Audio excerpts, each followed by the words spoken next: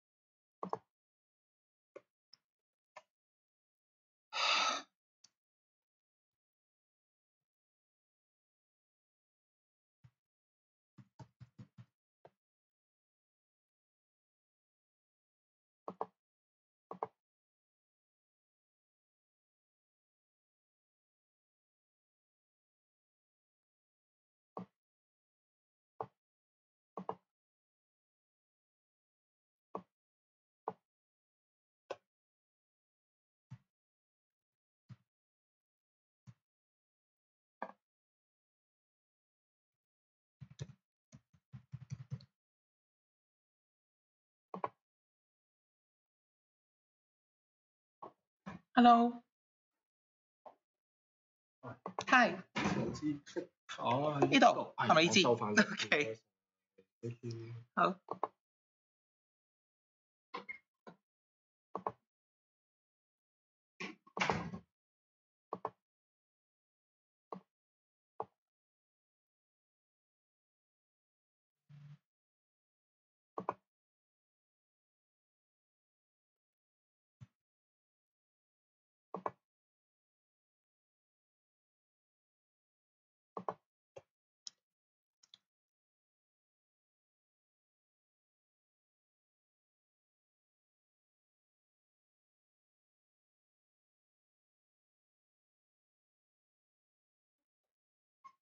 Hello。Hello。今日講英文。OK。因為我今日要 broadcast 出去其他地方，所以咧人少少我都要講英文，唔好意思啊。哦，上次好開心啊，佢玩得，但係今日我講英文可能比較甩咳啊，唔好意思啊。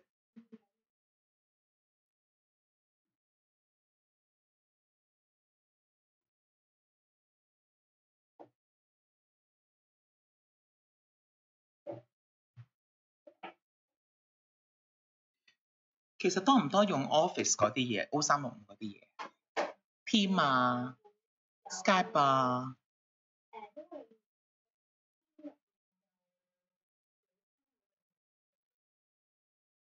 開會。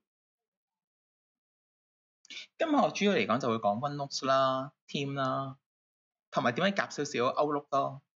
係啦，咁就係咁樣嚟分享咯。咁其實幾好用啲嘢。我其實 send 一條 link 出嚟咧，係 YouTube link 咧，係大家可以睇直播噶嘛，喺位度。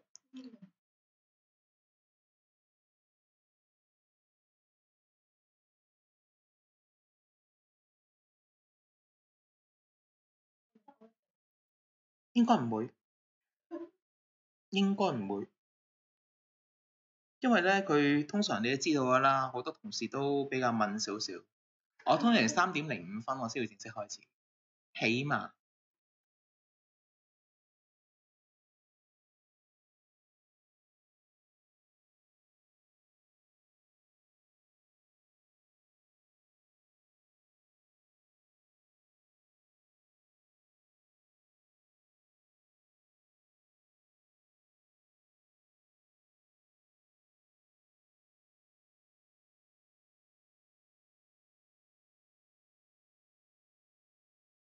哇！又打風，但係真係掃上去台灣同埋呢一個日本嘅音樂。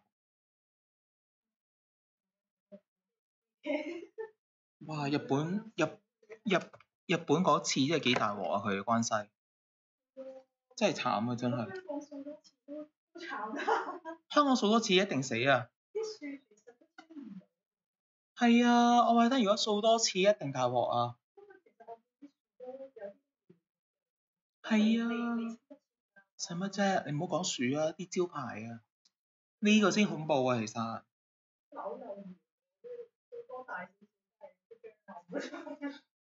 我覺得咪今次係一個好好嘅教訓，即係對香港人嚟講，你不嬲對打風，尤其是其實舊年天鴿，今年整個山竹，你知道咩叫打風咯？喂，好老實，今次好彩㗎啦，打唔中，唔中啊，中就死㗎啦，嗨過㗎咋？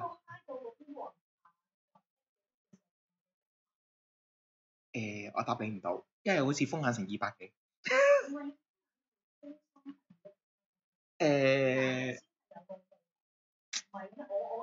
嗱，因為咁樣嘅，因為佢眼壁有另外一樣嘢叫眼壁，嗰個位咧係最勁嘅，200幾嗰度。Hello，我哋未去眼壁啊？未啊，未啊。唔係，因為我唔係呢方面專家。係啊。我都係睇人哋啲 comment。我知啊，未 high 到啊，咁先恐怖啊！所以點解又話阿林超英話咧打唔正啊？如果正就大鑊㗎啦。佢話而家就算嚟到香港咧，都175啫嘛，喺我哋市區。係啦。佢話咧，如果佢近眼壁嗰位203㗎，咪講緊打風我哋。日本同台灣而家要食多個咪嚟緊隻慘。係咪出名咗啊？唔係佢唔嚟香港，但係佢去到台灣嗰個位咧，去到呂宋島嗰個位咧，因為直產台灣再上去關西啊嘛，好慘。香港頂唔到㗎啦，香港頂唔到㗎啦，如果嚟多個頂唔到㗎。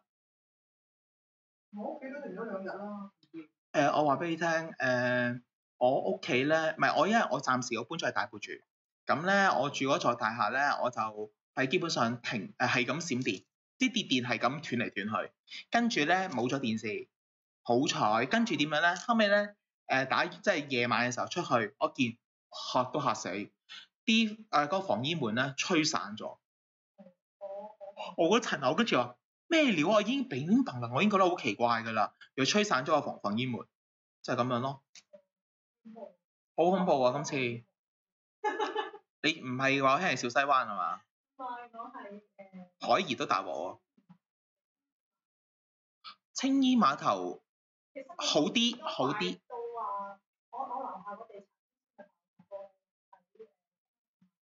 都好啲啦，你嗰度都唔算勁㗎啦。最大鑊係都唔係杏花村嚟嘅，最大鑊海怡半島啊！海怡半島你知唔知啲浪打落去幾高啊？我睇翻啲片咧，起碼6層樓咁高。將軍澳直頭海嘯添啦，嗰度係，所以呢個係一個好好嘅教訓嚟㗎，呢個係一個。等你啲人仲走係追浪㗎啦，追風㗎啦，擔過癮出街㗎啦。最精彩就嗰日嗰個茶樓爆玻璃咧，10號風球咧，真係好心啲人咧飲少日早茶唔得嘅，咁危險，真係唔係講笑。即係你老人家你嘅習慣，我 respect 你老人家，但問題你都諗下自己嗰個安全咯，呢啲嘢係呢個寫是常識吧，係咪先？佢哋老人家好多嗰啲70歲、80歲、60、70歲嗰啲，你哋佢都知道咩叫溫黛㗎啦，佢當年。真係唔係講笑，今次呢個山竹已經講俾你聽係勁過溫黛，你都仲要咁樣，我冇嘢講咯，真係。唔好意思啊，真係有陣時我覺得真係又係係啊。唉，唔好意思，因為今日咧係我駁咗去 overseas 啊，其實 overseas 係多人嘅。咁所以咧，我就今日要講英文嘅。但雖然我英文比較咧咳咳，但我都盡量咧，我會講好少少咧俾大家。同埋我會錄低咗嘅，同埋我係已經有一段咧係廣東話版嘅。如果兩位有需要嘅話咧，我會整埋個廣東話版嗰個 send 埋俾你哋嘅。OK，咁就最緊要就係用點樣用啲 tools 嘅啫。今日係要係啦，因為我今日係用 YouTube 直播㗎嘛，我會有。好，睇 YouTube 有幾人先。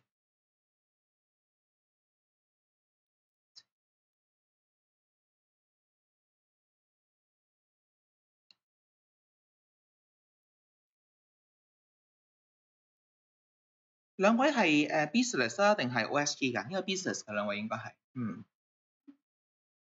即係啲merchandising team 啦。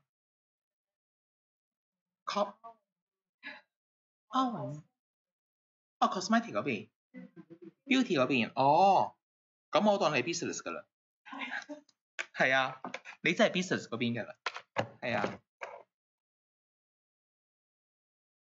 我個人覺得係beauty 係知咩叫 digitalization。beauty 係知嘅 ，beauty 係識咩叫 digitalization 嘅 ，digital transform 佢識㗎。我有陣時我哋聽佢啲 leader 講嘢咧，我係知道佢知咩叫做 digital transform。係啊，所以我覺得係 OK 嘅，係 OK 嘅。即係有一次我記得係有一條 team 佢直頭係叫我幫佢手教project，MS project。跟住我就已經知道佢哋係知道想發生係想做啲咩嘢咯。即係有陣時有好多嘢點樣 keep track on 一個 process 咧，其實識用某啲軟件係有個好處嘅，唔係話用軟件就代表你係digital transform， 只不過就係有啲嘢你係要 keep track on 個 data。其實不過 share 呢個廣東話講俾你兩個聽冇所謂啊，就係講咩咧？就係其實所謂 digital transform 咧有一樣好重要嘅，每一間公司都係嘅。最緊要就係要諗下我點樣可以 capture data。一開波第一樣嘢要諗就係點樣可以 capture data。我第一件事一定要諗呢件事嘅，所以就係話 once 你 capture 咗 data 嘅時候，跟住你先至再諗就係點樣去 make use of 嗰啲 data 嚟去做一啲嘢，係啦。所以其實我哋呢一方面，我覺得我哋個 mindset 係相對弱。即係我喺度做咗咁多年咧，我發覺係比較弱嘅。有冇留意下？有陣時咧，嗰陣時我要教 XPS 嘅時候咧，我發覺好多同事咧有啲係亂入嗰啲嘢，好明。你明我講乜嘛？有啲係亂入嘅，即係有啲嘢係好明顯嘅，真係。所以到時候譬如話你好簡單。有啲 feel，譬如話 A division 就用嚟做乜 ，B division 用嚟做乜，咁唔 standardize 嘅話咧係好難去做 projection 做 forecasting。咁到時候我哋會嘥好多人力物力啊，或者係嘥好多錢啊，去咪 search 翻 data 咧，其實都係問題嚟嘅。所以個 mindset 好緊要嘅，其實都有句説話啦 ，capture data 最基本，你諗呢個 mindset 咁就應該會好啲咯。OK， because according to the registration today, okay, Hong Kong should have at least 10 people will join my session. Okay, I don't know what happened. Okay, actually, okay, for today's session, I will deliver, okay, a topic called the getting things done with O365 tools. Okay, what is the meaning of getting things done? Okay, let's have a look on what is getting things done. But before I start, I think, okay, besides I enable YouTube, I also need to enable these features. Start recording. Okay, let's have a look. What is getting things done? Basically, getting things done is one of the very famous soft skill set nowadays in the business world. Okay, actually, this idea is brought up by a very famous author called David Allen. This guy. Okay, because he find that okay, in our daily operation, no matter who you are, okay, you are a manager, you are a merchandiser, or even you are only a clerical staff, okay, in a company, you still need to have so many tasks to handle every day. How to enhance your productivity and with stress-free? This is very important because you know after using the computer, after the digitization of the all the business in Lianfeng, okay, we become a multi-hello. It's okay because now I'm broadcasting to the rest of the world, so that's why I kickstart now. Although here in Hong Kong we got only a few people to join, but we still have other people from other part of the country, other of the world. Actually, okay, no matter who you are in a company, okay, after you use, okay, computer, then you need to do things to complete your task, multitasking. So that's why, okay, how to getting things done, okay, without any stress, it is very important.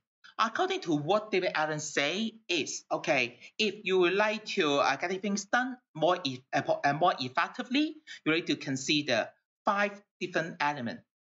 The first element is how to capture things. Capture things. Okay, in the old time, how you capture things in the meeting? Capture things. For example, your boss, okay, have a meeting with you. How to capture things in the meeting? Okay, what you are going to do is to ask the personal assistant of your boss, okay, to jot minute, right? To take minute. Then what is she doing is to capture all the stuff, all the topics you have already mentioned in the meeting. This is part of the capturing. However, for yourself, how to capture things in the meeting? For example, for me, whenever after the meeting session, okay, I will use my iPhone to take a picture on the whiteboard. The reason why, because my boss always draft his idea on the whiteboard. So in order to prevent missing out, okay, all the minor point, okay, he mentioned in the meeting. So I will bring out my iPhone to take a picture on it. However, is it the best practice, okay, to capture things in the meeting? Okay, basically taking a photo is good. However, it is not the best. I will give you a solution. Okay, how to best. Okay, how to do it better. Okay, with some digital tools. Basically, in O365, we have a very powerful tools called OneNote. Anyone of you here have already using the OneNote? Yes. You say yes. Hello. Never. A little bit. Okay, I will help you to release the power, unslash the power of OneNote, okay, to capture the things.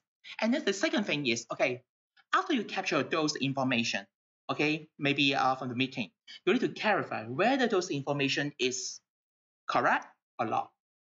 Okay, how to clarify? For example, if that things is mentioned by your colleague, if you find that, okay, there's some point is not so clear, how to clarify with your colleague? Okay, to give him a phone call, or maybe you will, should you have a web meeting, okay, with the colleague to clarify these things, or even should you go to the internet to search for whether the information he provides in the meeting is correct or not? This is very important. So the second thing is to clarify all the stuff you capture in the meeting, or maybe in a occasion. Okay, if all the information are wrong, then it is no use. And the third thing that is about the organize. In the old time, if you take notes on a notebook, it is very good already. However, in the digital world, okay, how you learn new things in the digital world. Okay, take my nephew as an example. My nephew now is a primary 2 student. He is now 8 years old.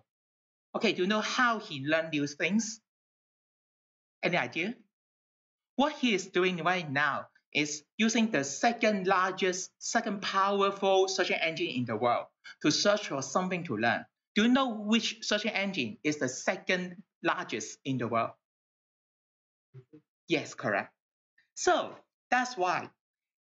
That means, okay, if you are looking for new knowledge or maybe get some additional information, the most effective way is using search engine.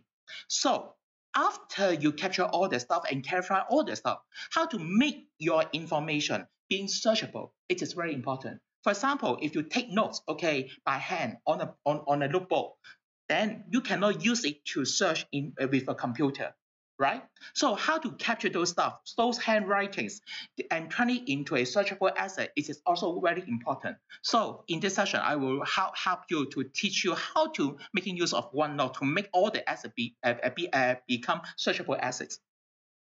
And the rest of them are something about review and engage. These two parts, okay. I feel very sorry about it because today's session I will not cover these 2 points because most of the digital tools will taking care of the first 3 points only. Okay, so that's why I will focus on capture, clarify, and organize. Okay, in today's session. Okay, it is already very fruitful for today's session. Okay, just have a look. The concept of a personal productivity. Okay, please bear in mind 4 very important things. Okay, first of all, okay, how to make yourself very positive. The first thing is plan to be positive. That means how to draft a plan, okay, to make a plan. And the second point is determine the most effective tools. Today, what I'm going to do is to suggest you some very good tools, very effective tools to use in your daily operation. And the third thing that is about create a system to transfer information. For example, if you have a team, okay, you need to work together to collaborate with each other. Okay, so how to make the communication more effective.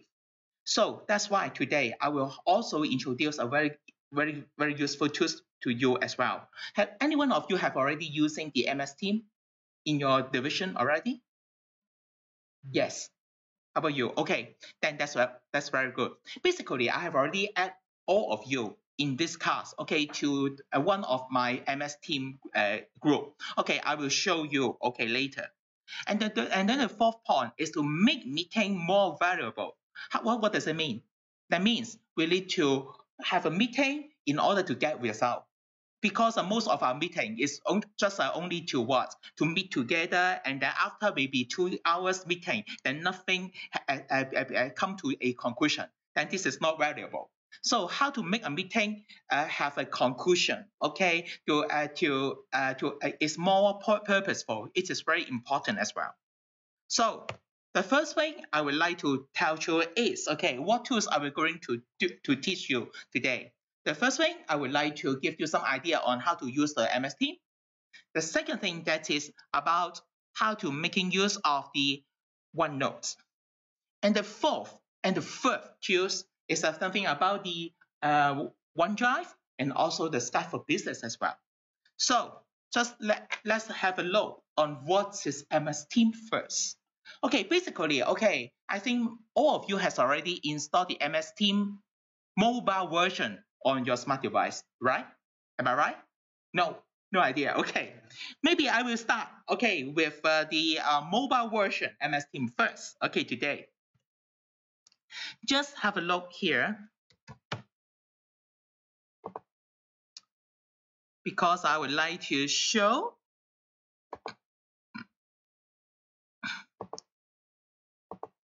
my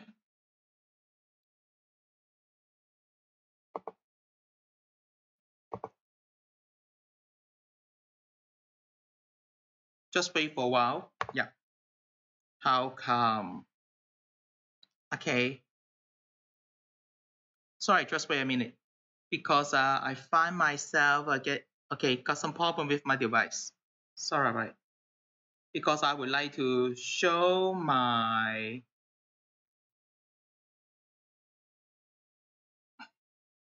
the screenshot of my iPhone. Just wait a minute. Allow. Okay.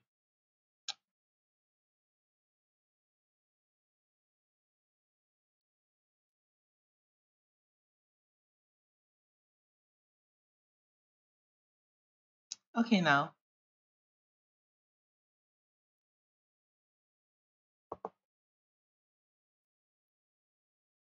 This is my iPhone. Okay, this is my iPhone. This is my iPhone. Okay, if you say, well, David, if I would like to use MS Team, okay, I would suggest you to use the mobile phone, okay, version instead of the desktop versions most of the time. The reason why? Because basically most of you, okay, in the work as a team, I think most of the Hong Kong people will use the WhatsApp group, okay, to discuss things before any meeting, right? Maybe you may say, okay, the WhatsApp group become the meeting app, okay, for most of the divisions. So if you say, why don't us, okay, using WhatsApp instead of using MS Team? Okay, I can told you so many benefits of using MS Team. Just have a look, okay, how to open the MS Team app first in the iPhone. Okay, first of all, okay, now I just using the search engine here, and then I type team over here, and then select MS Teams app. Then what you can see here is the MS Team app user interface. Basically, okay, at the bottom part of the MS Team app, okay, you can see altogether 5 icons over here, right? The first one is about the activities. What does it mean by activities? Because in MS Team, we will have so many different teams. Okay, for example, we may have some teams, okay, about cooking in your company, or may have some team about some project in the company as well. So if you have already joined maybe more than 10 teams, okay, how can you know, okay, what activities has been taken place in different teams?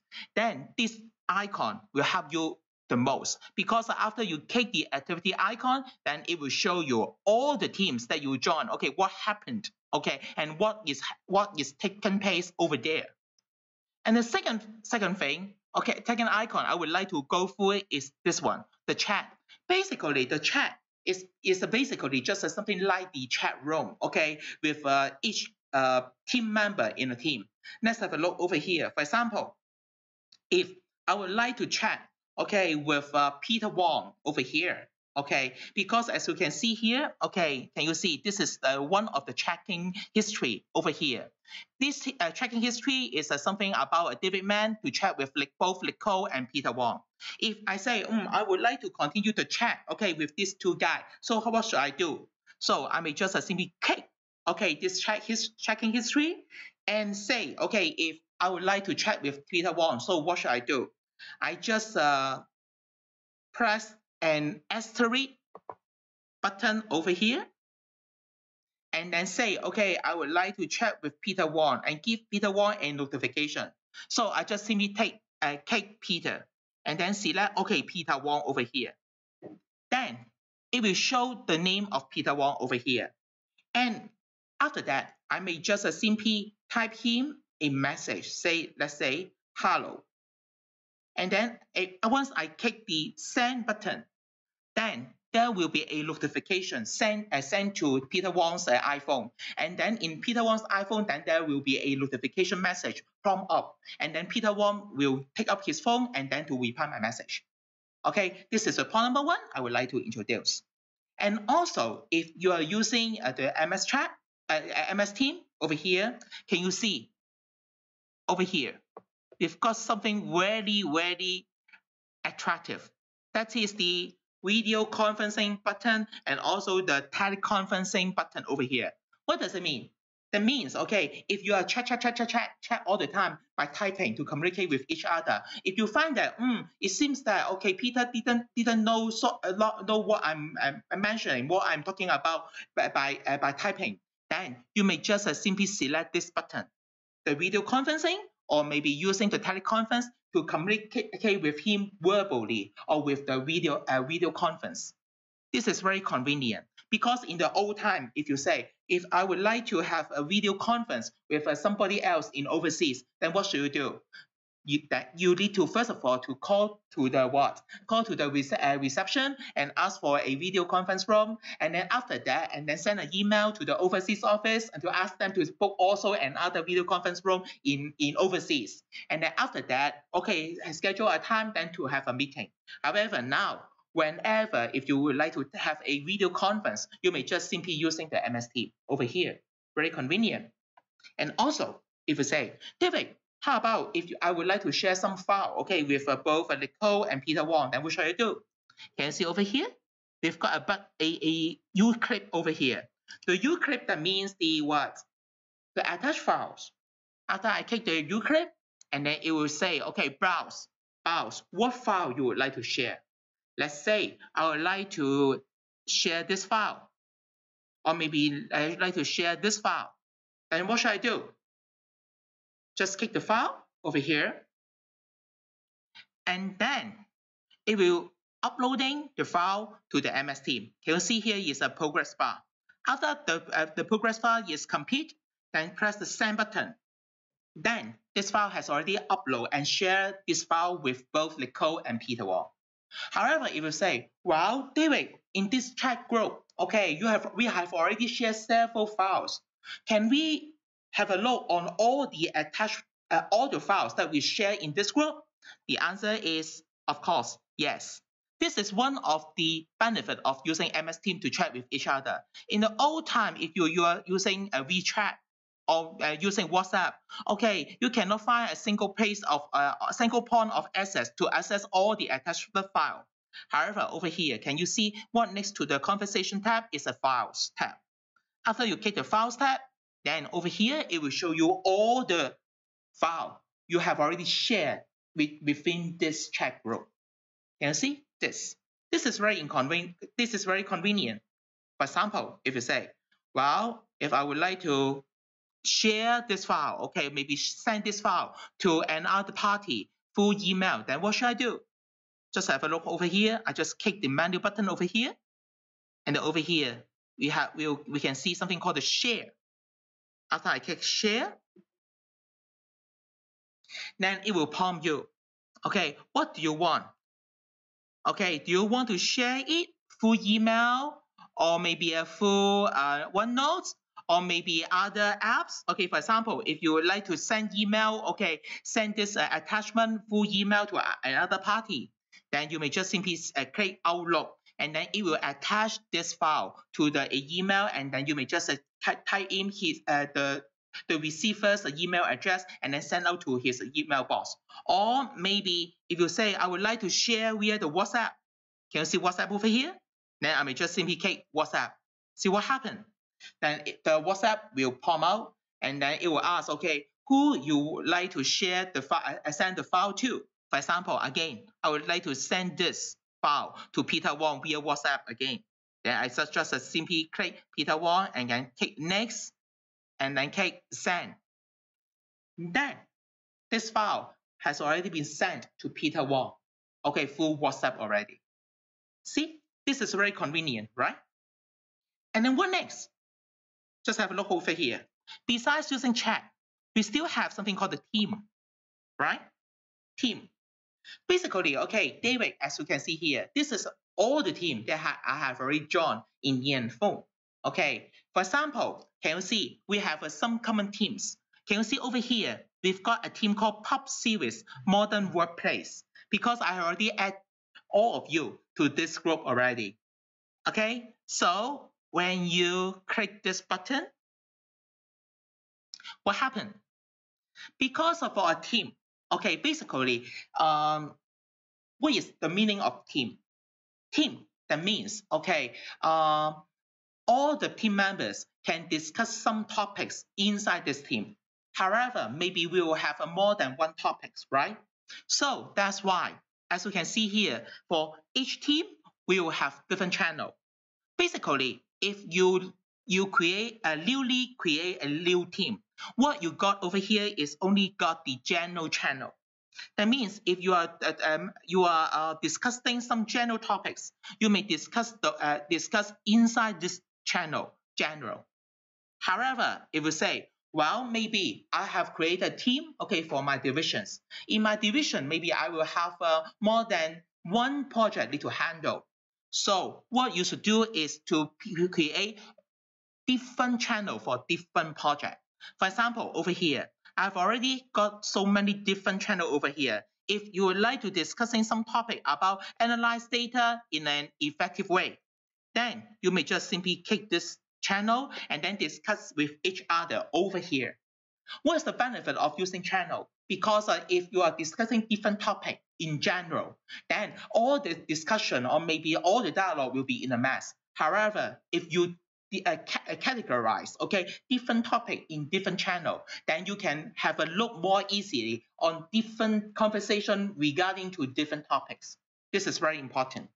And also a very important thing, that is for each channel over here, can you see what next to the conversation? Over here, we still have something called the files and tab, right? Can you see something over here? Okay, files and tab. If you would like to drill down to click the files folder, then you can see all the files that you have that people has already shared among this channel. And also one more important thing for you is like that, because from us, okay, in Li and Feng, for every colleague in Li and Feng, we'll have how many storage space on the OneDrive? Anyone else know how large the storage area in OneDrive? Every one of us will have 1 terabyte storage area in OneDrive. However, if you say, is it enough for you? Is it enough? No idea. But, up to now, yes. However, it will say, if I would like to have a storage area to keep all the stuff that belongs to my division, 1 terabyte may not be enough, okay, to keep all your team's files, right? So I have one suggestion that is like this. Because if you create a team over here and share files over and inside the team, all the files will be kept inside the SharePoint server in Li and Feng. And the storage area, according to what the ITS say, is unlimited. What does it mean? That means if you create a team over here and then you keep uploading file to the team all the time, then you will have unlimited storage area in our server. This is very good for a team to handle their files. And it is very secure for them to share file in the MS team as well, because the security is controlled by our ITS team. So I would suggest you, whenever you have some project need to handle, I will suggest you to create a team in MS Team and then to share those project files among the MS Team. This is very secure and you will have an unlimited storage area over there as well. Is it clear? Is it clear? So up to this moment, this is what MS Team is. If you say, David, is it possible for me to create a team by myself? The answer, of course, yes. How to create a team? Okay, if you are now in the MS Team app, can you see at the top right corner of the MS Team app over here, can you see this button? Add something. There is a guy over here and have a plus sign over here, right? If you click this button, what happened? Over here, what you can see over here is find a team. What does it mean? Basically, if you scroll up and down, you can find there are so many teams. What's the mean? How come there are so many teams over here? And then what next to the team is something called join. What does it mean? Because in MS Team, we have two different type of team. The first type is private team. The second type is public team. What does it mean? For example, if you would like to prepare a team for those discussion regarding to a project, to a business project, then I would suggest you to create a team which is in private. That means, okay, all the team members should be invited by the administrator of the team. However, if you would like to create an interest group in Li and Feng, let's say I'm a Japanese animation fans, okay, I would like to share my my knowledge about Japanese animation, okay, I'm Li and Feng, and I welcome all the colleagues to join this discussion group. So what should I do? I may create a MS Team group in MS Team, and I set the permission to be public. So how to do it? How to create a team? Can you see over here? We've got a plus sign over here. If you would like to create a team, just click plus sign over here. And now I can name my team. Maybe my team is Japanese animation. Not Japanese AV, animation, okay? Japanese animation. And now over here, if you would like to have some description about this team, then you may have some description over here. And now over here is the privacy. If I say I would like to make this group to be public, that means whenever people are looking for different teams and in MS Team, then this team is visible for them, and then they can join freely without my permission. Then I will set this team to be public. Once I prepare all this stuff, and then once I click done, then the team will be created. And then all the Li and Feng colleagues in Li and Feng can search this team via their MS Team application or in their mobile app. This is very important, convenient. Okay, whenever if you find a team over here, if you would like to join the team, you may just simply go here and then click the join button. Then you will join the team automatically without any permission. Is it okay? This is very important. Of course, if you say, well, David, after I join the team, I find myself, okay, I have no contribution to the team. I want to leave the team. Then what should I do? Okay, as you can see here are MS Team, right? And what next to, okay, for example, here I've got a team called the Digital Learning for myself, okay? If I would like to leave this team, then what should I do? Can you see what here is next to the team name? We have some dot button over here. Basically, this dot, we call it as the menu button. If I click the menu button over here, can you see over here? I have an option called the Leave Team. That means once I click this option, I will leave the team. Then this team will no longer show on my team page inside my MS Team app. Is it clear? So up to this moment, any questions? Any questions? Basically, you may just simply treat the MS Team as a social platform for yourself and for your colleague and your friend in Li and Feng. Okay, and also one very important thing is, okay, in the old time, maybe 2 months back, okay, ITS will say, okay, for you, if you would like to create an MS Team, you may only invite those Li and Feng colleagues to join the team. But now, if you need to work with those outsiders, for example, your supplier and customer, and would like to work as a virtual team, then you may also invite them to our MS Team group as well. For example, over here, if I got here, okay, this is my team, the PuP Modern Workplace. If I would like to invite somebody else who is out of a Li and Feng's group, okay, I just click this button again, and then over here, I can click this button, Manage Members. And then after that, I may just simply click this button. Can you see here is a button called Add Member. After I click Add Member, and then over here, I may just simply key in their name. If that guy is out of the scope of Li and Feng, he or she is not a Li and Fenger, then what should I do? For example, I may just simply key in his or her email address like this. And then click done. Then I can add them to the team. Is it okay? Hello? Is it okay? Oh, sorry. Okay, so this is what I would like to mention in the mobile version of MS Teams. Okay, so what next? If you say, well, David, it is quite useful, okay, if, using the MS Teams in the mobile phone. However, what's the major differences between the MS Teams in the mobile phone and in the desktop version? Okay, let me show you what are the major differences. Basically, if I open the MS Teams over here, as you can see here, it's more or less the same that, okay, of the just more or less like the one on the mobile version. But the major differences is that, okay, all this icon is already put on the left hand side instead of at the bottom part of the application. This is the major differences.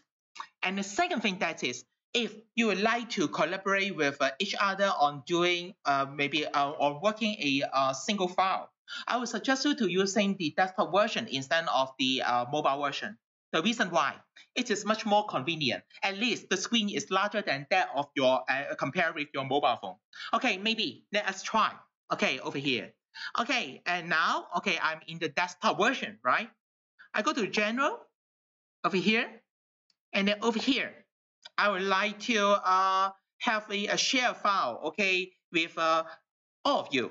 So what should I do? Okay, let's have a look over here. Okay, I already get a file called the testing XLSX over here, right? I may just simply open this file over here. And then if I say I would like to work together on this file, this single file, with all the team members inside this team, then what should I do? Because if you would like to work together with all the team members over here, okay, one very important thing a user to bear in mind, this is very important. Can you see over here, we've got something called the edit, right? If you click the drop down list button next to the edit button, see what happens? You will have 3 options, right? The first option is edit in team. The third option is edit in Excel online. Basically, these 2 options are the same. I don't know why Microsoft will pop up two concrete, okay, options inside a drop-down list button. But one thing I need to bear you in mind, that is very important. That is this option, edit in Excel. Okay, I will suggest you not to open any Excel file in MS Teams with edit in Excel. Do you know why? Because once you edit in Excel, that means you have already locked the Excel file in MS Teams. That means only you can access the Excel file in the MS Teams. That means the rest of your team member cannot access and work together with you on the same Excel file. So that's why if you really want to collaborate with your team member and work together on the same Excel file, then please bear in mind, don't use this option, edit in Excel. So let's try. For example, I click here, edit in Teams. Then what happened? Then it will open the Excel online file, okay, inside Teams. And then whenever I will type here, hello, over here, and then my team member can also work on the same Excel file. Let's say if you say, well, David, if my team member would like to chat together, then what should they do? Can you see over here? We've got a chat button over here. If you click this button, what happens? Then you can chat with your team. Okay, hello everyone. Work together on the Excel file.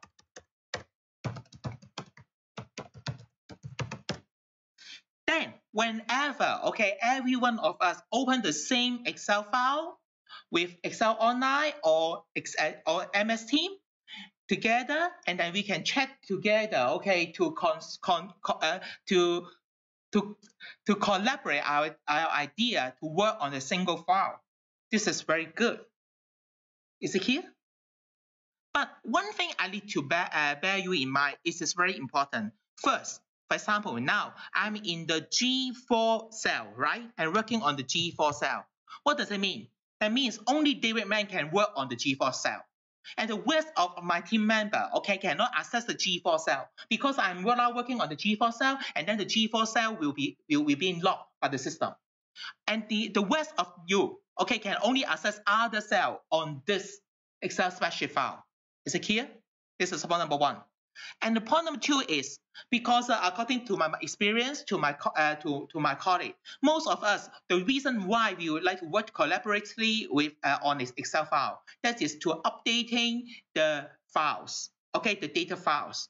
And most of you would like to use 2 very common functions. The first one is the filtering function, and the second function is the sort function, right?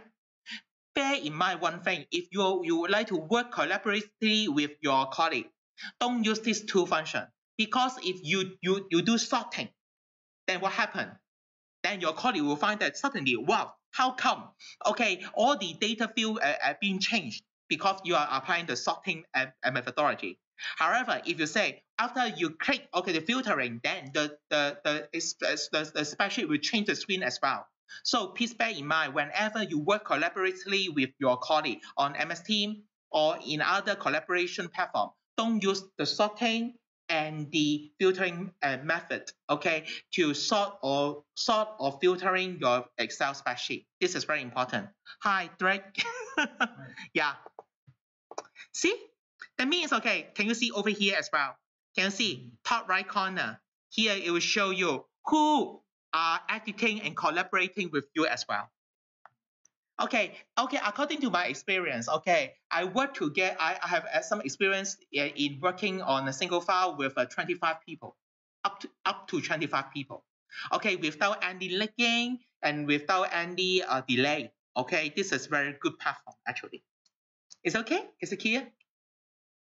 Of course, if you say, wow, David, is it possible, okay, to work together and also have a video conference? The answer is yes. Can you see over here? We also got a video conference button over here.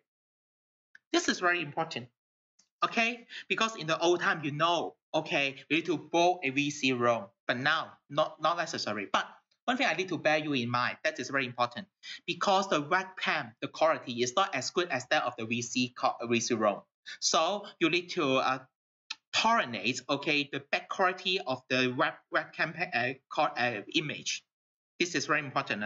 Okay, bear in mind. No complaint, because we cannot compare with those Cisco camera. Okay. Okay, up to this moment, any questions? No questions. That's great. That's great. Now, this is the collaboration platform. However, okay, if I would like to manage my stuff, okay, so what should I use? Okay, now I would like to introduce a very powerful tool with all of you. That is something called the OneNote. Okay, just have a look over here. If press the Windows button on your machine. Okay, if you key in OneNote, how many OneNotes on your machine? Okay, for my machine, I got 2. But for your machine, any one of you got 2 OneNotes or only one OneNote? 1. That's great. Okay, because to bundle with the Microsoft Windows, okay, it provides a free of charge OneNote to us. But this version is very cheap. Okay, not that much feature. Okay, however, D&F has already paid money for us, so that's why we've got another very powerful OneNote. That is OneNote 2016. Okay, please bear in mind, we will use the OneNote 2016, this version. Okay? After you take the OneNote 2016, what happened? Okay, if this is the first time for you to use OneNote, maybe it will open a blank OneNote notebook for you, right? However, now, at this moment, this is very important. Okay, listen. Over here, we've got something called the file, right? And here is home. And over here, it will show you the name of your notebook file. Okay, for me, I've already renamed my notebook file to David's Notes at 0908-2018, something like that. If I click this button, see what happened? Over here, it will show you, okay, David, you have already created 3 notebooks. How many notebooks you got on your machine? 1 or 2? 1 only. 1 only. Okay, that's fine. But, okay, if this is your one and only one notebook, okay, please check something for me. First of all, go to the notebook over here, and then click right click. And over here, can you see an option called Properties, right? Just simply click Properties. See what happened? First, if you would like to rename your notebook, the display name of your notebook, you may rename the notebook name over here. Okay? And second, that is, if you say, wow, I don't want pink in color. Okay, so family. Okay, so I would like to change it to maybe blue in color. And now, this is very important. Can you see here, we've got something called the location, right? Location. Okay, can you see here, we've got a button called change location. But before you click the change location button, let me tell you, can you see over here, the location of my notebook file, I've already put on my OneDrive-DN phone. Do you know why? Do you know why? Because I would like to access this OneNote file, no matter I'm using my iPhone, iPad, or in my home family computer. Because of a notebook, I would like to bring along with me, okay, whenever we are, okay. That means, okay, whenever I would like to take notes, I can take out my iPhone and then jot notes. Whenever I go back to my office and when I open the OneNote, okay, I can see the updates from my iPhone as well. So that's why if you would like to access your OneNote file, that means your notebook, and everywhere, okay, on different devices that owned by you, then you better keep the OneNote file in the OneDrive. Okay, let me show you where the file I keep over here. Okay, can you see over here? Change the location. Because by default, the OneNote file is not kept on the OneDrive. So what you can see on your device, the default location should be in your My Document folder. Am I right? Right? So if you say, I would like to, okay, get access to this OneNote file, okay, with different device belongs to me, then what should you do? Let's say here, you see, okay, I will put it in the OneDrive-DN phone. Okay, can you see this option in the dialog box? OneDrive-DN phone. Can you see these options? OneDrive-DN phone. Basically, OneDrive-DN phone, this is the cloud drive, okay, that the company pay for us in Microsoft, okay? This is very expensive, okay? It will charge us, okay, 50 Hong Kong dollar per month for each headcount, okay? Please utilize it, okay? This is very expensive, okay? Okay, now OneDrive-DN phone. If you say, I would like to keep the OneNote, okay, file, okay, let's say in the OneNote drive, okay, can you find the OneDrive-DN phone? Okay, inside OneDrive-DN phone, can you see a folder called the My Document? Can you see the My Document in OneDrive-DN phone? Okay, My Document. Wow, I've already deleted my document folder over here. Okay, let's say, okay, just simply put here. Okay, OneDrive-DN phone. If you just select this option, that means you will put the notebook file in the root directory of your cloud drive. It's okay. If you would like to put a specific folder, then you may select, okay, the folder on the OneDrive folder. Okay, on the OneDrive. Okay, once you select the location and then click select, then it will what? it will change the location to the OneDrive. That means that you have already changed the location of your notebook file. After that, click OK. Then it will take some time to help you to upload the OneNote file to the OneDrive. It will process for a while. Is it okay? So after it processes for a while, then what happened? After you click here again and right-click the file, you can see one more options. Can you see here we've got an option called what? Called Save this notebook now. Can you see this option?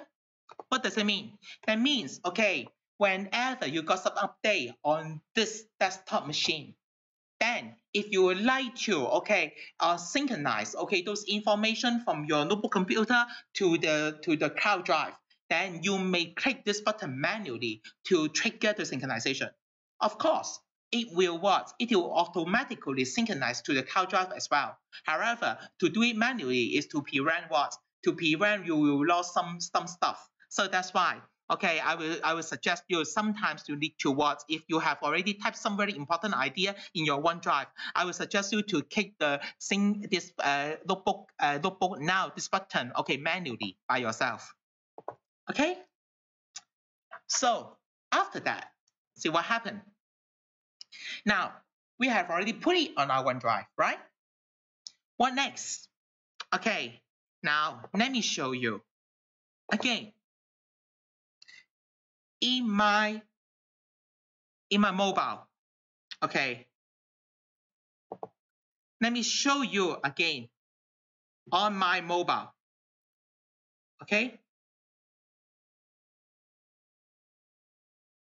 on my mobile, I also get, just wait for a while. Yes, this is my mobile, In my mobile, I also install a OneNote app. On my mobile, can you see OneNote app? After I click the OneNote app, then it will show me, all the notebook that I have, on my device or on the OneDrive. Let me show you, how to manage those notebooks. If once you open your OneNote app on your mobile, if you can't find the notebook, you just save, then what should you do? Can you see over here? We've got something called the More Notebooks. Can you see over here? We've got something called More Notebook. According to what I'm saying, I've already uploaded the notebooks to where? To your OneDrive, right? If you are looking for your OneNote file, then what should you do? You may go to the Open More from OneDrive. After that, open the OneDrive, and then go to the folder that you keep your OneDrive notebook. Let's say for me, I have created something called the notebook over here. And then what you can see here is, because my notebook called the what? Dayweight Notes at 09/08/2018, right? After that, I just take this notebook, and then the app will open this notebook for me. Is it clear? So after that, what happened? When I go back to my notebook, then to my OneNote app, then I can see my Dayweight Notes at 09/08/2018 will be shown over here. If I would like to take a look on the content of my notebook, I will just simply click here, over here, and then see all the content of my notebook. Is it clear? This is the point number 1 I would like to share with you. And the second thing that is, to compare both the desktop version and also the app version. Now both of them are sharing the same notebook, right? Both of them, okay, also got some similar stuff. For example, can you see on top of the desktop version, at the top of the notebook, can you see we will have different tab pages over here, right? Just the same that over here. Here is the what? The desktop. Here is the app version. Here is the app version. In the app version, we also have a different tab over here. Can you see this? Okay, we've got the GTD O365, right? This tab. And over here, we've got O365 What's New. Can you see this? That means, okay, both of this, okay, also have the same number of tab. And under different tab, at the right-hand side, in the desktop version, you can see different pages of notes, pages over here. Just have a look over here. Under this page, this section, we also have a different page of the content. They are basically the same, right? And now, if you say, well, David, I would like to add one more session, okay, in my notebook, then what should I do? Okay, first of all, let me show you how to add session in the mobile version. For example, can you see over here? We've got the session, right? Add session in my mobile app. I may just simply click the add session over here, and then the new session have already been created. And this one, okay, I need to name it. Let's say, okay, this is a testing session.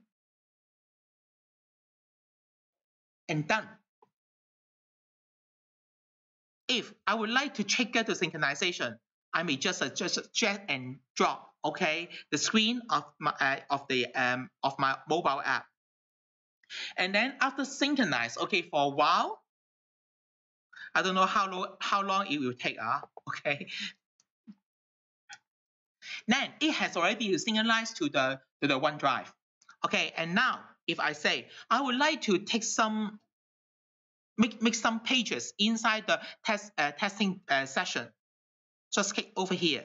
Then over here, it will give us a untitled page. Let's say if I say, okay, I would like to, okay, type something over here. This one is the testing one. And also, okay, if you are using iPhone, I find a very useful features. That is very good for me. Let's say I use the vocal, okay.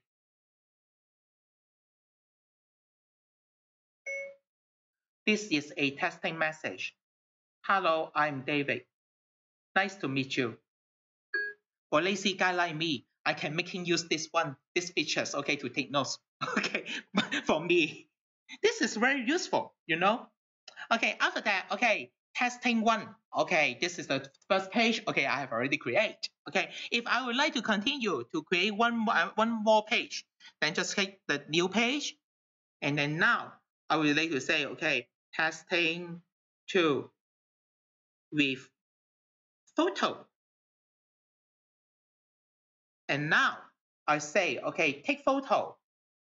Take photo. Got it. Take photo. Done. This is my second page. And also here, can you see, wow, we can have an icon on the photo as well. Very convenient. After that, see what happened over here. Wow, we still cannot see the testing session over here. Then what should I do? Very simple.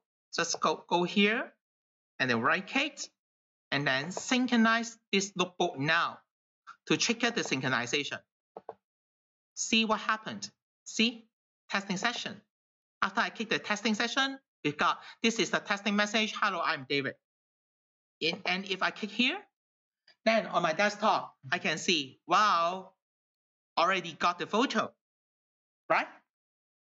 And also another very important thing, that is, okay, very important thing that is, okay, for me, Okay, I'm a lazy guy, especially okay when my boss okay asks me to what to especially okay if my boss well okay lost connection again. Sorry about it. Yeah, got it.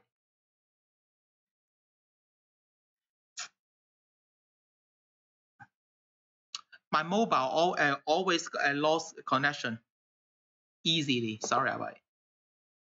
Just for wait for a while. Yeah. Now, how come? Still not showing. Screen sharing? Sorry. How come? Dun, dun, dun, dun. Connected?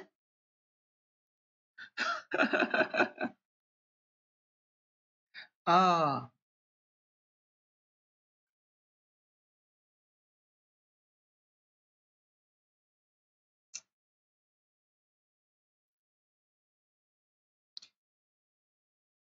sorry. Just for wait for a while. I need to connect again. Yeah, lost connection. Yeah, stop broadcasting. Hmm. Okay, now just have a look over here.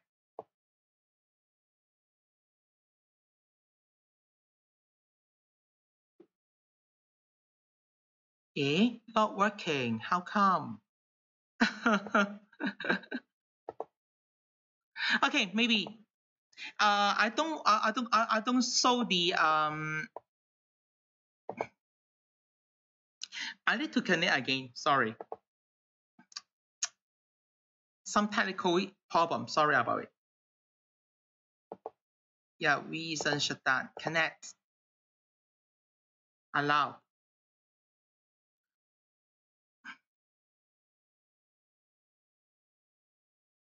Yeah, it's fine now. Okay, let's have a look over here.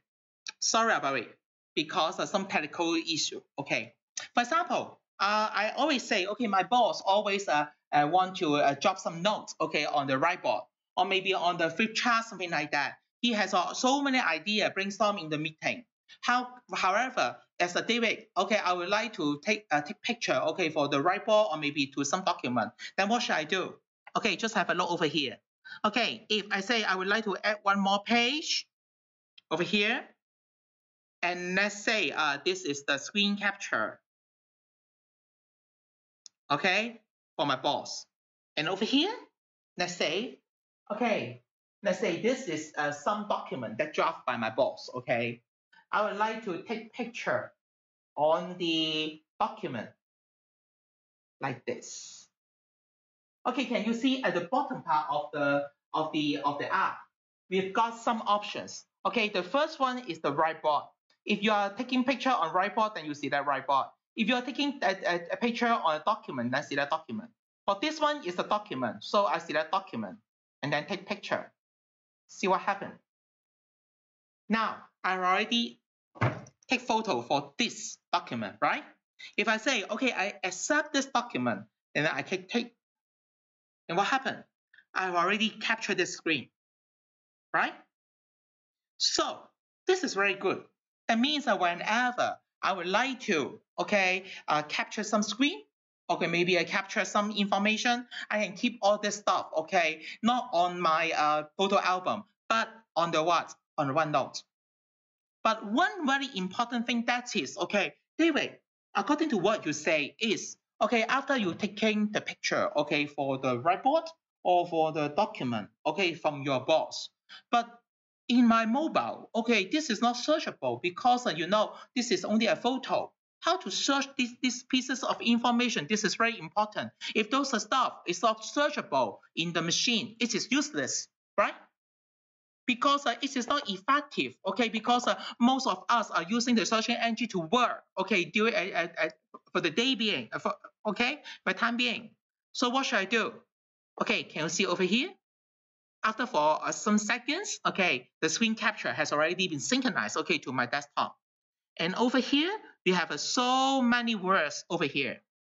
And now what I'm going to do is a very important features. Okay, you just select this photo and right click, see what happened. Can you see over here? At the bottom part of the drop-down list box, can you see we've got an option called what? Make text in image searchable. And here it will say, okay, what is the text? What's the language of the text? It will say it is French, then select French. Spanish and Spanish. If you say this is English, then select English.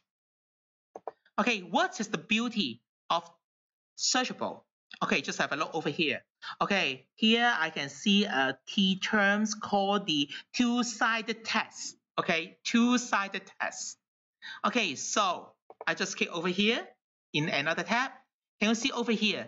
We've got a searching engine here. I just simply type two-sided test. See what happened. Can you see over here? Okay, it say, okay, you have already keyed in the keywords, okay, two-sided test. And over here in the screen capture, you should find this term, two-sided test. And then after I double click this, what happened? It will highlight, okay, you can see the two-sided test over here. Is it clear? That means it will like to, okay, make all the images with text, okay, being searchable. Okay, just do it. Huh? No, no Chinese at the moment. Because you know Chinese is very difficult to recognize. Okay, very difficult to recognize. This is a good question because up to this moment, wow, no, at the moment. Okay, this is very useful. And also, if you say, wow, David, okay, I'm a lazy guy. Okay, taking picture. Okay, that means, okay, whenever, okay, your boss, okay, drop something on the whiteboard or drop it on the paper, also can be recognized. Okay, this is very important. Okay, and then one more thing here. Okay, I would like to add one more page. Okay, in the desktop version. Add one more thing in the desktop version, and here I would like to have some drawing. For drawing, okay, if I say I go to drawing over here, okay, in your desktop version, okay, hopefully we have a colleague, okay, using the Surface Pro. This is very good because the design for Surface Pro is for these features, okay, for the draw features, okay. For example, if you are using Surface Pro or iPad, what does it mean? That means, okay, you can making use of these features. Let's say, well, I would like to draw something over here. K-pop.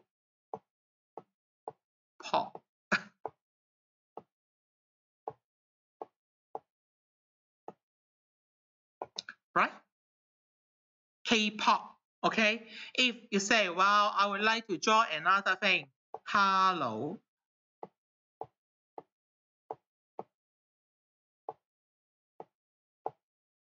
H-E-L-L-O. Of course, this is not so good if I use a mouse, okay, to draw something, okay? However, what is the benefit of using this kind of stuff, okay, in the over here, okay? For example, if I select this one, okay, K-pop, right? Then let's see what happened. K. Oh, it is not so searchable over here. Okay, because my drawing is so poor. Okay, basically, I try. Okay, if I'm using the stylus from my iPad and I write something, okay, on OneNote, it can be searchable. It is searchable, okay, in OneNote as well. But however, if I draw, okay, in the desktop version, maybe my drawing is so poor, so that's why the computer cannot recognize my drawing. I'm so sorry about it. Okay, this is another thing I would like to tell you. And then another thing, That is also very important as well, because now most of the digital office will try to do one very important thing. That is paperless office. That means, okay, from now onward, okay, we should not use paper anymore. However, if you say, well, however, my boss asked the the personal assistant, okay, to print us so many reference documents to do in the meeting, because he would like us, okay, to drop some notes, okay, on the document, okay, to give him some idea, right? So if my boss really want us to take some notes, okay, on some document, then what should we do? Because you say paperless office, okay, we should not use paper. Then what should we do? Let's have a look over here. Okay, if I open another page over here, let's have a look, see what happened. Can you see here? We've got something called the insert, right? If I say insert some file attachment, can you see over here we have two options. One is the file printout, and the other one is the file attachment. What's the differences between file attachment and file printout? Just have a look over here. For file attachment, just like this, we may just simply attach a file over here, just like an icon. The beauty for us, okay, to attach to some file, okay, inside the OneNote is like that, because although we have already got the searching engine, okay, for searching file in Microsoft Windows, however, the most efficient rate is like that. I think you better to keep all your stuff in a single place. If you keep all the stuff in a single point of access, then it will enhance your efficiency very much. Okay, for example, if you have so many projects, I would suggest you to give your project every different session, and then all the different related project files should put under different page. Okay, this is point number one. And then point number two is, then what is the major differences between the file printout and the file attachment? If for the file attachment like this, what does it mean? That means you need to what? You need to duplicate the file and then open to let people know, okay, what is inside the what is it inside the file. However, if you choose another option, this option, file printout, what does it mean? If we open the same file, then it will become totally different. What's the major differences? Just have a look over here. If we attach a file, then what you can see here is an icon. However, if we open it as a file printout, it will become like this. So it's like the printout of the file attached, and it will print on your OneNote page. It will take some time, sorry about it. Well, sorry about it. Wow, so slow, my machine. But my machine is already very powerful already. However, it still takes a long time to convert. Well, yeah.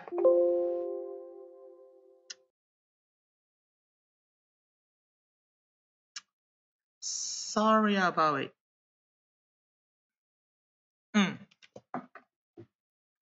So when it is still converting, okay, I just want to mention another thing with you first, okay?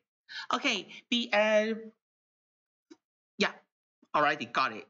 Okay, now, okay, if you are, okay, have a file attachment, it will like this. If you double click on the file attachment, it will open the PowerPoint, right? However, if you select the file print now, it will print on the OneNote page. What does it mean?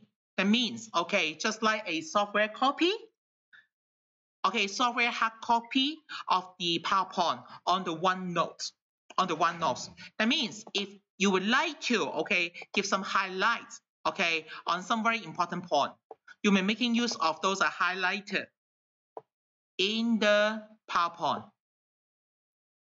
That means, okay, after you use the printout function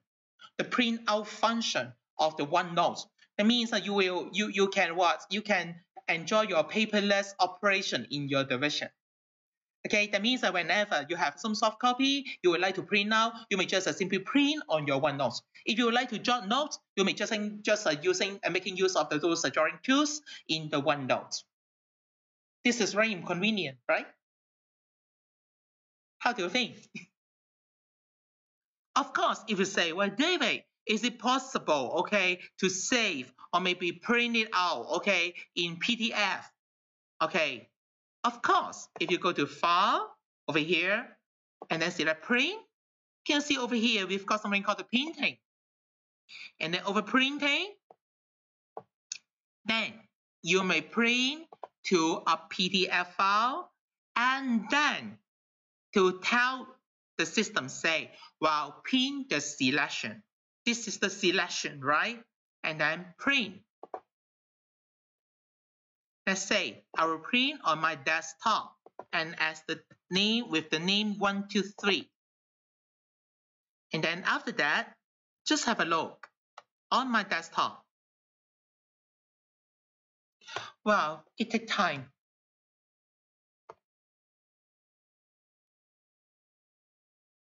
Although my machine is very quick, fast, however, we still need to wait.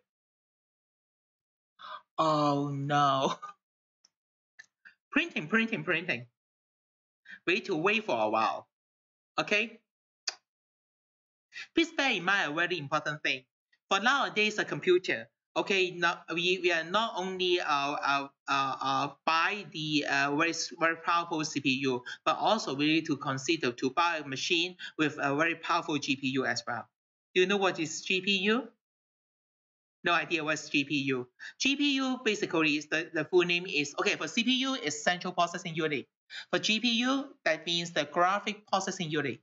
The reason why we should have a graphic processing unit is like that, because in the old time, if we would like to do some normal word processing, then a very powerful CPU is good enough. However, now we would like to manage so many graphics and also need to have so many complicated calculation. Then a very powerful GPU is very important to us as well. Okay, just have a look over here. Okay, we have already created a PDF file on the desktop. Okay, just have a look. Okay, where is it? Okay, I would like to sort by name, and then after that, sort by name is the 123. That's the 123.pdf. 123. Ah, here. Sorry, this is the 123.pdf, right? That means, okay, after I open the 123 PDF, can you see here? Then I've already print out, okay, my notes, okay, in PDF format. That means if your boss, okay, asks you for your notes, okay, from your OneNote notebook, you may just pin him a PDF file and then send the PDF file to him via the email. What does it mean? Paperless. See, paperless. This is very important, right? Paperless office. So that's why I always say, okay, after we use OneNote, then we can enjoy what the meaning, what the definition of paperless office. Okay, because if, okay, no OneNote, no touchscreen computer, no stylus, I find that, okay, paperless office is impossible. But now, I find it is possible now, right? Another thing that is also taking notes.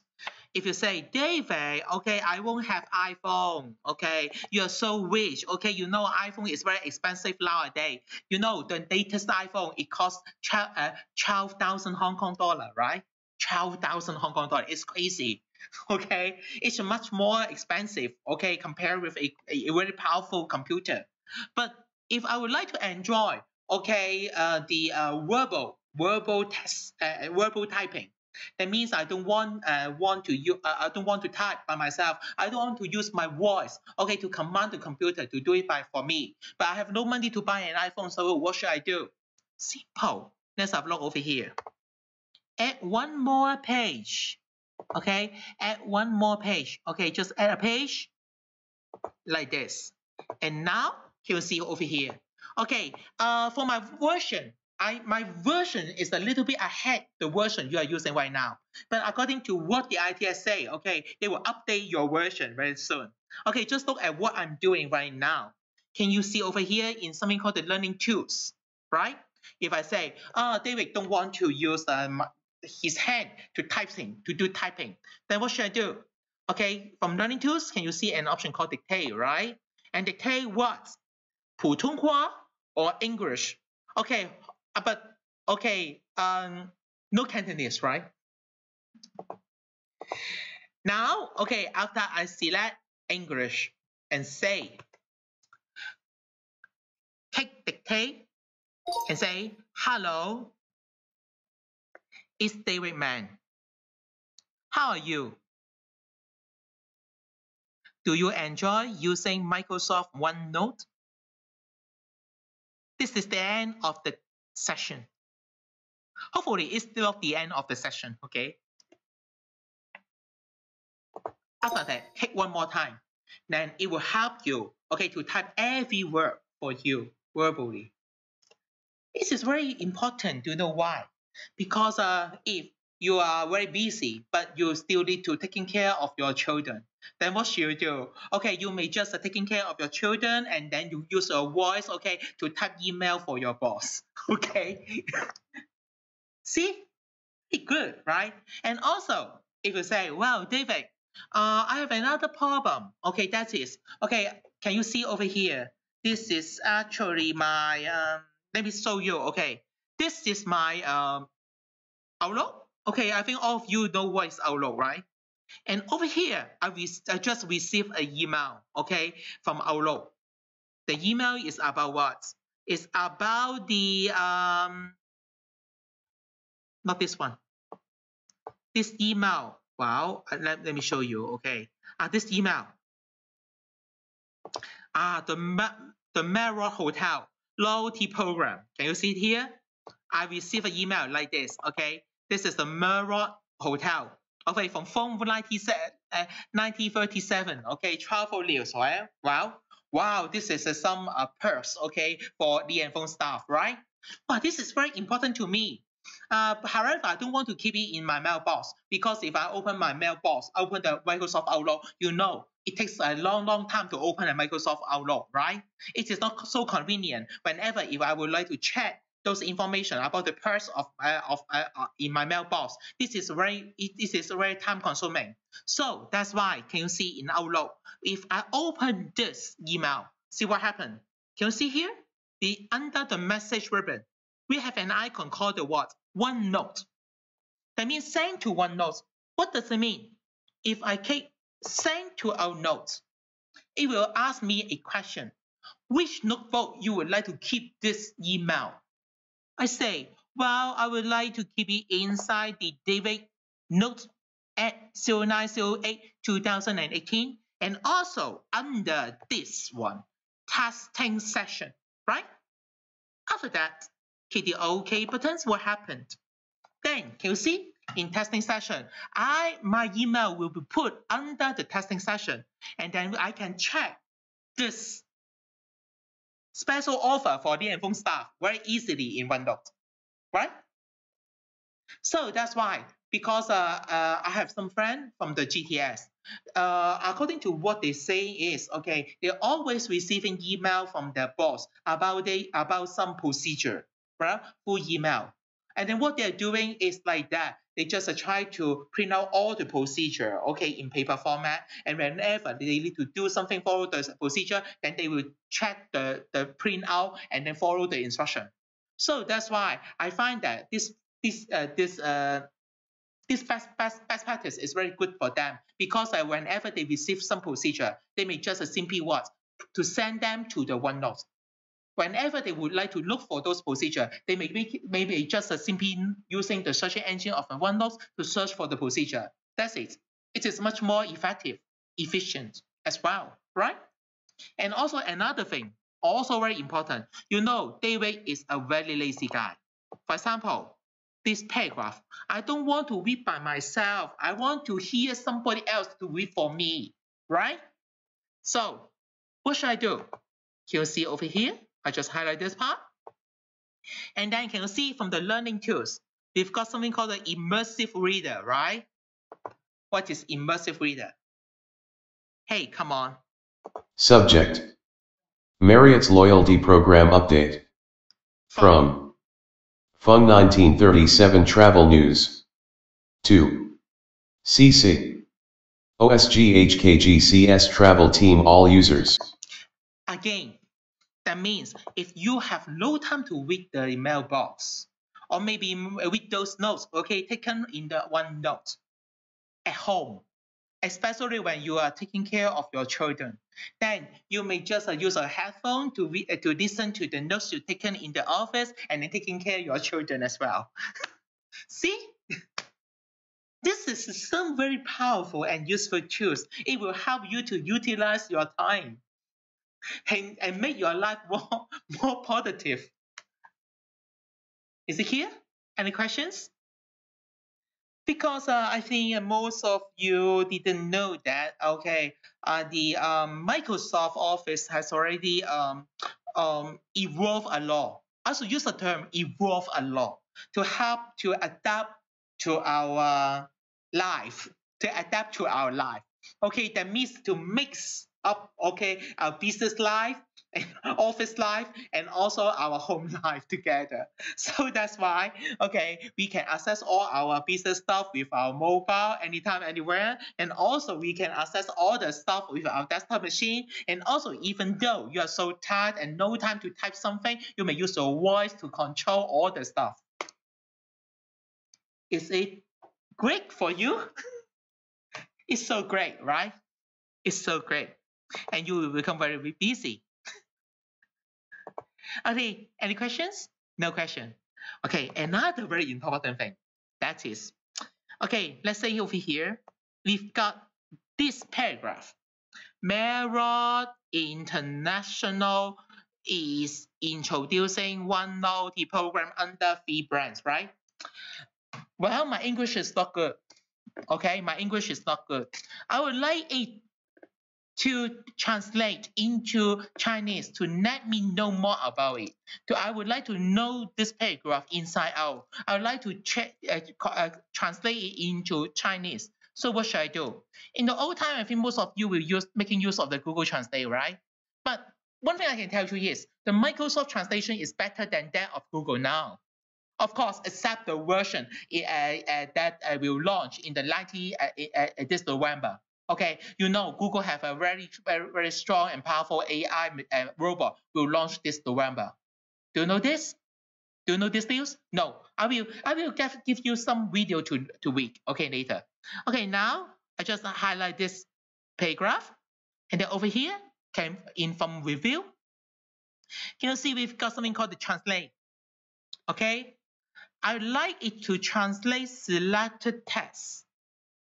And then on your right-hand side, it will translate from the English United States to Chinese Taiwan, right? And then after that, what should I do? I would like to copy this paragraph and then put over here, Control V to place. And just have a look in Chinese. This is 萬豪國際正在推出一個三品牌以下的。Do you think this is better translation compared with that of the Google Translate? I have no idea, okay.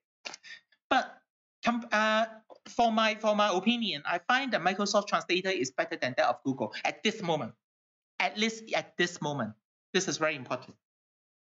So maybe, okay, I've already talking about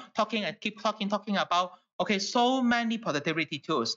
I think it's time for us to take a rest, okay? But before I give you a break, okay, for 5 minutes, okay, I would like to show you some very important information.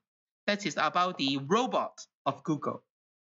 As I mentioned, okay, Google's AI is very powerful, right? You know, and in November, okay, they will launch a new robot, new AI robot, which will help you to book restaurant, book salon for you. Okay, maybe, okay, I just I give you some demonstration on how powerful the robot is. This is actually the keynote from the Google. Okay, and you can see, okay, how powerful, okay, that Google AI robot can help. They are, Okay, this is an example on the Google Assistant on helping you, okay, to book a salon, okay, via a phone call. Just have a look on this video clip. So let's go back to this example. Let's say you want to ask Google to make you a haircut appointment on Tuesday between 10 and noon. What happens is the Google Assistant makes the call seamlessly in the background for you. So what you're going to hear is the Google Assistant actually calling a real salon to schedule the appointment for you. Let's listen. No, just have a look. This is Google. This is a person. So how can I help you? Hi, I'm calling to book a women's haircut for a client. I'm looking for something on May 3rd. Sure, give me 1 second. Sure, what time are you looking for around? At 12 p.m. We do not have a 12 p.m. available. The closest we have to that is a 1:15. Do you have anything between 10 a.m. and 12 p.m.? Depending on what service she would like. What service is she looking for? Just a woman's haircut for now.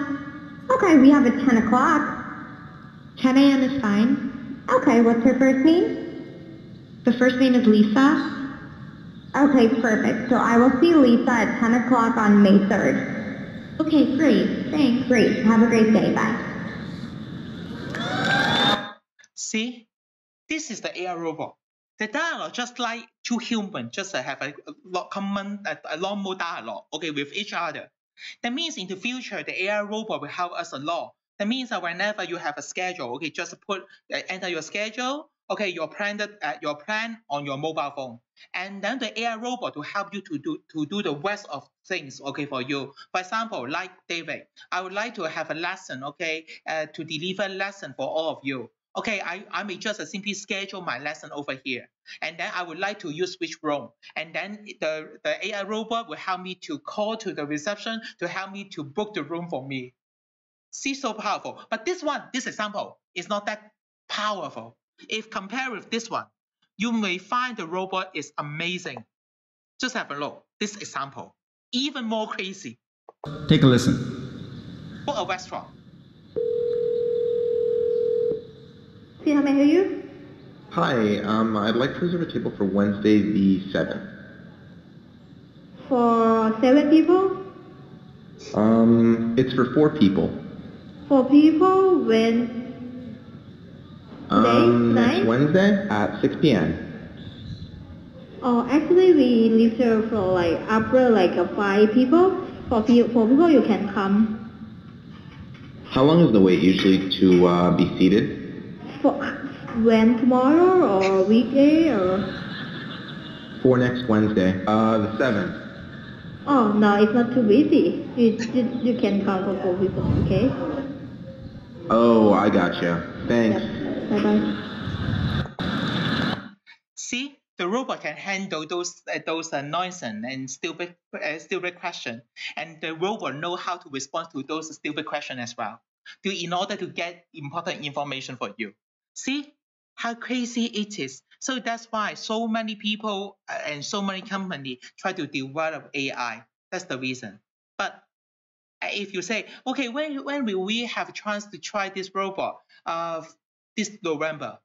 Okay, we can try this robot. Okay, from Google. It should be free of charge, as I know, because for Google Assistant, it should be free of charge. Okay, of course, if you would like to develop some app, okay, for business, then they will charge you as well.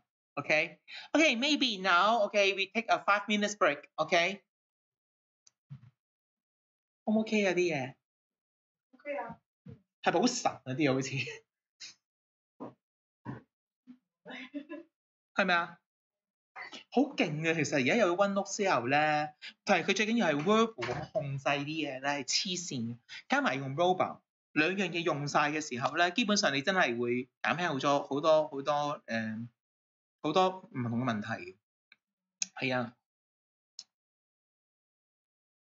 我係越嚟越中意用 OneNote 嘅。其實咧，如果用 iPad version 咧，就用支筆係咁寫咧，正到喎。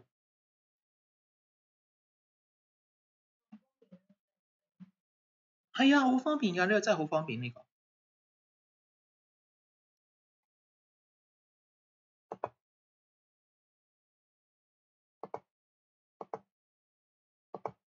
恐唔恐怖啊？嗰、個 robot 而家做到咁真係。你我話俾你聽啊，我覺得最恐怖係咩咧？佢係真係後尾佢係book 餐廳嗰度，簡直係無厘頭嘅嗰、個答案係，佢都 handle 到喎，嗰下先犀利啊！其實嗱，我聽 AI 咧，其實嚟嚟去去咧，佢咪成日講話咩深度學習嘅，有咪成日講啲電腦一套叫深度學習啊嘛。其實來來去去都用深度學習嚟做嘅呢啲嘢，只不過佢寫 program 嗰班人咧，去拆到啲問題好細好細，再點樣分析嗰啲問題咧，佢嗰度真係做到好黐線啊！而家係啊，所以以後我係人咁點自處咧？有冇諗呢個問題咧？有兩個辦法嘅。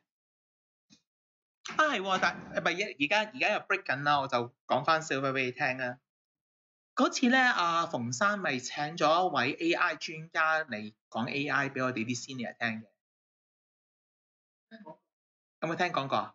嗰次咧就請咗邊位咧？就係李開復教授。李開復教授咧係當今其實老實講，我真係覺得好 amazing 咯。馮生識呢位朋友，好 amazing 咯，簡直係而家世界裏面其中一個頂尖嘅人工智能專家。李開復教授，咁李開復教授出咗好多本書，都有台灣嘅人工智能專家。咁佢就佢講咗一個叫做咩咧？就叫做5秒鐘法則。咩叫5秒鐘法則咧？就係話如果你手頭上有任何嘅工作，如果你係用喺5秒之內，你可以 make 到 decision 而去做嗰件事嘅話咧，呢個工作係可以俾人工智能係可以取代到。所以你諗翻係一樣嘢，你手頭上有冇啲工作係真係可以喺5秒鐘 make 到 decision 而去走去可以完成嘅話咧？如果係咁，你可以作翻低，你發覺到你手頭上有幾多工作係會將會被人工智能取代。你明我講乜嘛？咁即係話咧，如果我哋真係要做嘅時候，我哋會做一啲嘢更加 complicated 嘅東西，係 which 要 take more 定5秒鐘嘅。咁嗰啲嘢咧就真係可以你諗下開發下，諗下點做。又或者甚至乎係做一啲嘢點樣咧？就係話係完全係創意冇乜邏輯嘅嘢。咁嗰啲咧就係有機會嘅喎。For example，啲人就講話係咪即係藝術創作啊、做 design 啊嗰類型嘅嘢啊？其實我而家都唔敢講咯，因為咧你知唔知道最恐怖係咩咧？就係大約係1年前啊，1年前咁喺美國嗰邊咧就佢哋就揾咗部人工智能嘅電腦 ，OK， 當然係啲 server 級嘅嘢啦，就唔知佢俾佢睇咗好多套唔知幾多百套荷里活嗰啲影片，佢就 learn 咗人哋嗰啲荷里活嗰啲影片嗰啲剪接啊嗰啲嘢，跟住咧最犀利點樣咧？就俾一套戲俾佢睇，睇完之後要佢剪翻個 trailer 出嚟，佢剪到。所以我唔知道究竟你所謂藝術工作可唔可以俾人工智能取代？我到而家我都打個 question mark 咯，好似係得亦可以話唔得咯，我真係答你唔到咯。所以究竟所以點解我係相信5秒鐘法則多即係咪？我覺得呢個會比較實在少少咯。5秒鐘法則，但係你話係咪話分開藝術創作係真係唔可以俾人工智能取代到？我真係答你唔到咯，呢樣嘢。係啊，會意思好似講到咧人工，即係講到哇，真係好大鑊啊咁樣，其實都幾大鑊嘅咁樣。就係點解我哋喺啲咩夾縫裏面，我哋點樣去生存咧？人類點樣自處咧？呢啲就係你知唔知而家嚟緊咧，行將失業嘅第一個行業咧，竟然係一日嗱，有冇會計啊？呢度唔係你兩個唔係會計啊嘛？OK， 其實你唔覺得好可悲嘅咩？以前咧，我哋讀書嘅年代咧，會計係其中一個咧入行要好高分嘅專業嚟㗎嘛。今時今日有冇發覺到會計好似唔係咁專業啊？已經變成有冇留意啊？有。因為咩咧？電腦真係行得好快。第一，第二係咩咧？呢個我覺得係俾電腦呢樣衝擊得好快嘅一個專業咯。我覺得呢個就真係，呢個就真係我發覺到呢一樣嘢就越嚟越唔專業。而第二個衝擊得好勁嘅嚟緊將會係咩？係 solicitor， 事務律師。你有冇知道？大約係半年前嗰段新聞，哇好恐怖啊！係點樣咧？就係咧有個 solicitor 就要處理一啲 solicitor 嘅文件，就點樣咧？擺佢電腦喺度。人工智能嘅就處理一啲 solid 嘅文件，而另外呢一邊咧就揾個 solid 好有經驗，唔知有成幾多年經驗嘅 solid 嚟處理文件。嗰部咁嘅電腦快過嗰個多聲，同埋完全冇錯咯。所以喺度諗緊嚟緊啲專業都危乎咯，好多都會係啊。咁當然啦，你話人工智能去醫病得唔得㗎？其實應該都得嘅，不過奈何牽涉到人嘅生命咧，又未必會咁快會俾佢咁樣做咯。呢個就牽涉到呢個問題咯。係啊，簡單手術啊，嗱話俾你聽，係啦，嗱，醒目，我就想講呢個 point 啦，我就想講部機。嗰部機其實某程度上就已經係㗎啦，同埋事實上如果冇嗰部機嘅話咧，基本上做唔到㗎。我哋人係做唔到手術嘅，知唔知點解？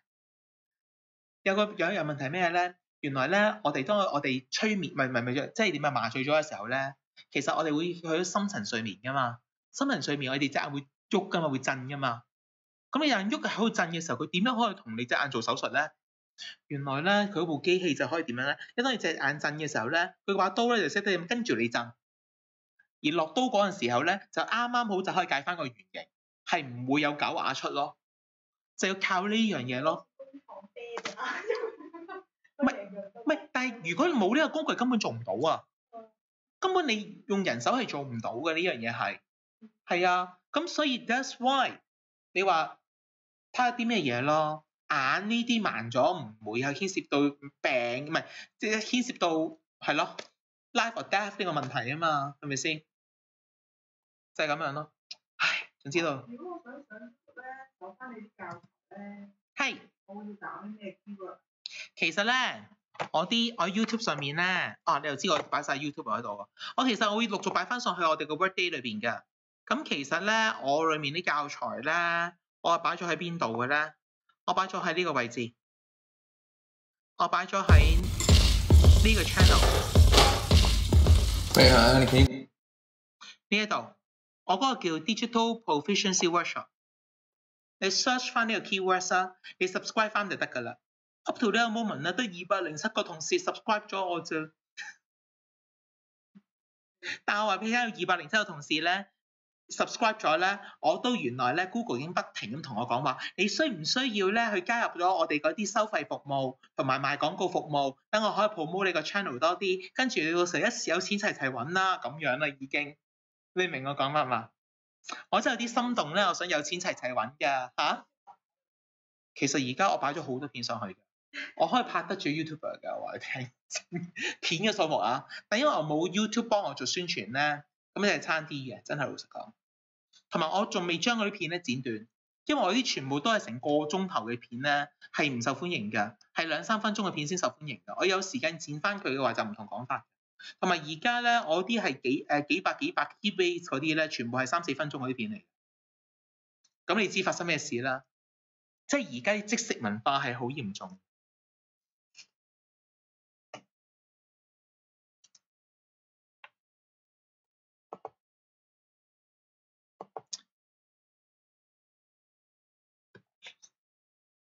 你見到呢度啦，係咪啊？呢個叫 Live Now 咧，其實我而家有直播緊啊嘛呢度。咁所以 that's why 咧就會有 Live Now 喺度，就話你聽，咦而家直播緊喎咁樣咯。OK？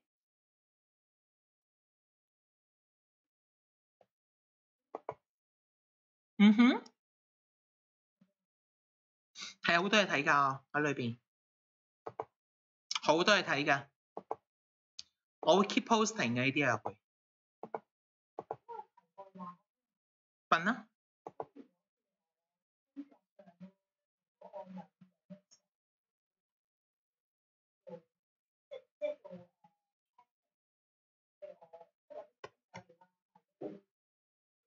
用 PuP。用 PuP check 下佢兩個嘢係唔係你想由 A 表喺 B 表嗰度去揾翻啲嘢啊嘛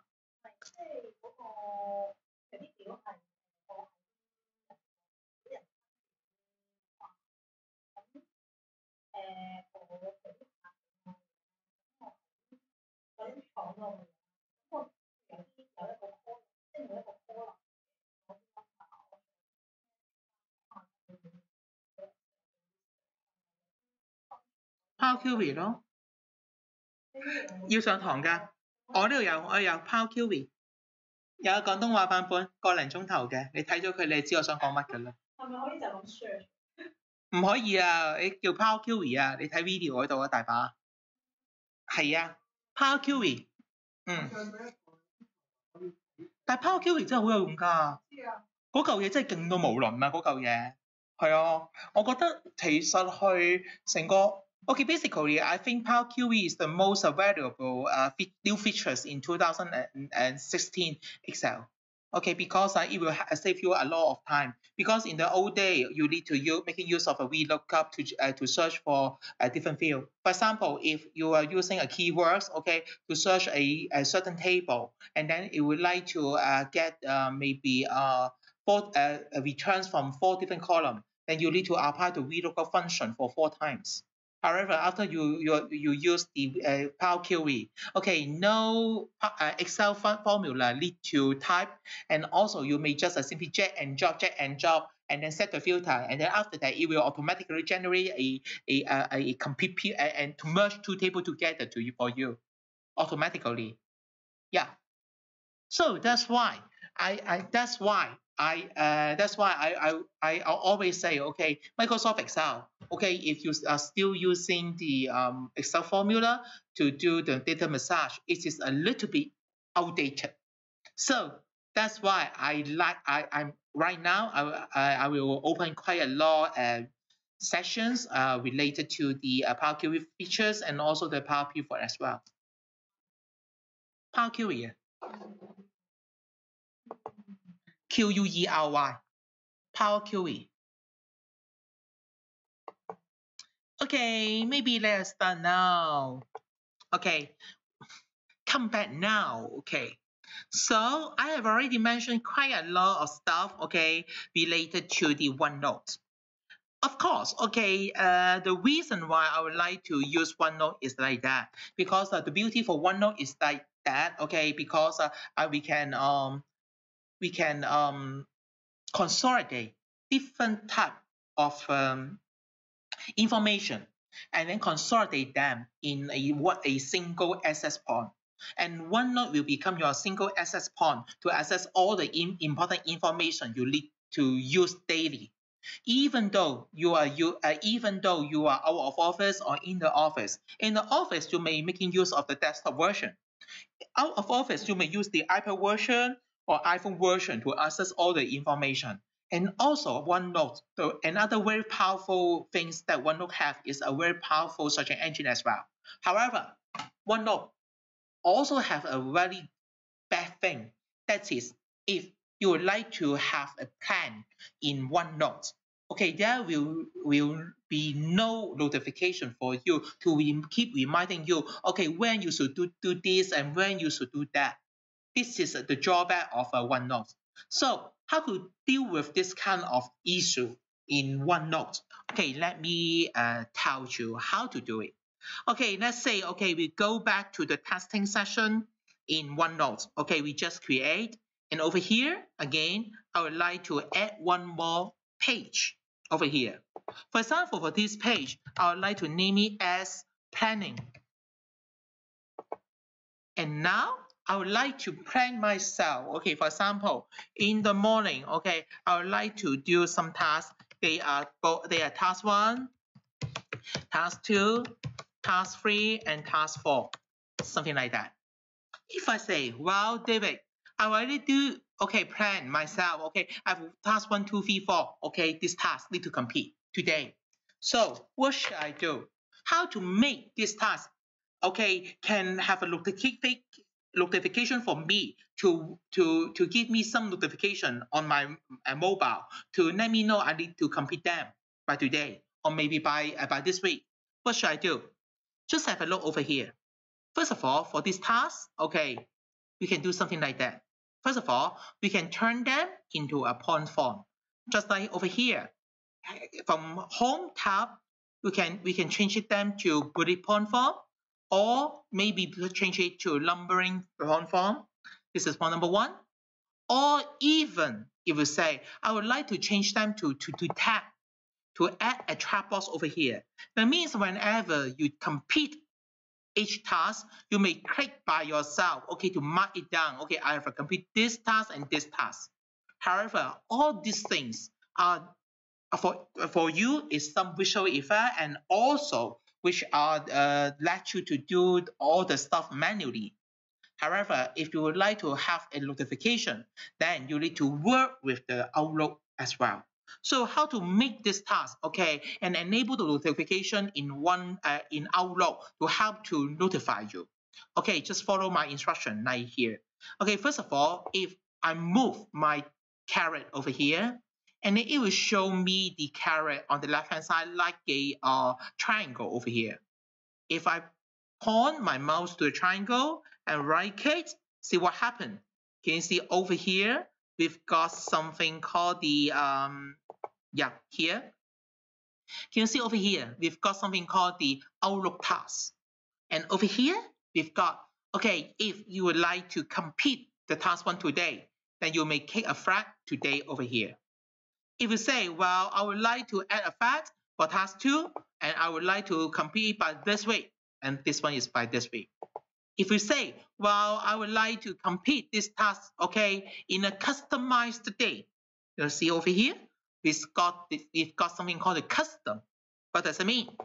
After I click the custom, it will show you, okay, you may custom when to start the task and when to complete this task. Let's say over here, okay, basically this dialog box is from the Microsoft Outlook. So if I would like to kickstart this task by the 1st of October and then end this task by the 19th of October, okay, and we can put the priority of this task to normal, and this task is not start yet, that's okay. After that, and then we click the save and close. Then this task has already been added to the Microsoft Outlook, and the Microsoft Outlook will give us some notification, just like those normal tasks in the Microsoft Outlook. After you add these 3 tasks, task 1, task 2, task 3, from OneNote to Outlook, what happened in the Outlook side? Just have a look in Outlook. This is my Outlook. Because I have already added 3 tasks to my task list. So if I click the task list over here in my Outlook, so what happened? Once I click the menu bar over here and then select the task list, can you see over here? We've got what? Can you see task 1, task 2, and task 3 over here? Task 1 is what? By today, the 28th of September. And this task 2 is what? By this week. Because today is Friday. This week, the last day of this week is the 28th of September as well. So that's why my end day will become what? The 28th of September as well. Because the task 3 is not yet start, and also I set the end date to the 19th of October. So it will show the due date is to be 19th of October as well. If you say, if I complete the task, then what should I do? You may just simply click here, click here, click here to tell the Microsoft Outlook we have already completed these 3 tasks. And then after that, if I fall back, okay, to our notes, see what happened over here. At the very beginning, when we once create the task, it will give us a fact. However, once we complete those tasks, it will give us a tick sign over here. Can you see this? What's the beauty for this, okay, in handling our plan? Because in the old time, if you would like to have a comprehensive plan for your boss, what you are doing is to type all your plan in Microsoft Word. However, for Microsoft Word, there will have no linkage for all your tasks or procedure to link with the Microsoft Outlook to notify you, to remind you to do this and that on a specific day. However, if you use OneNote to plan your life, to plan your business plan, then you can link those tasks and those procedures with the Microsoft Outlook to ask the Outlook to notify you, to remind you anytime, anywhere. Is it clear? This is very important, and this is very good for you to have a very comprehensive plan in OneNote as well. So that's why I would like you to use this better, because OneNote is a very powerful tool. Okay. However, if say, David, if I say, well, David, I would like to have one more notebook. Is it possible? The answer, of course, yes. How to create one more notebook? Very simple. Just go here, and can you see here? We've got an option called what? A notebook. But it is very important for you. It's like that. If for those notebook you would like to access anywhere, then you should save the notebook where? To OneDrive. However, if you just want a notebook which is need to have a very you would like to keep those are confidential things, then what should you do? I think you better save that notebook in your machine only. Do you know the high security is like that? It's like the what? To disconnect all the stuff from your machine. Just like, okay, the spy, what the US spy, can you do you remember a few years back, okay, there is a CIA ex-employee, okay, and uncover all the confidential document of the US government to the rest of the world. Have you heard about this news? Do you know where that guy store all his information? He just bring along with a notebook computer with him, and that notebook computer will never connect it to the internet. That is the most secure method to keep your information. If your computer didn't connect it to the internet, then this is the most secure method to keep your information. So whenever you got some very confidential information, you just put it in a computer which will never connect it to the internet. This is the safe and the most confidential way, okay, to keep your information. Is it clear? And the reason why I should have another notebook, most of the time I will do it like this, okay? Because of a notebook, okay, we can share with other peoples. Just have a look over here, okay? Do you remember MS Team? I just mentioned before in MS Team. Because in MS Team, here, Team, MS Team, as I mentioned before in MS Team, we can share our Excel file, right?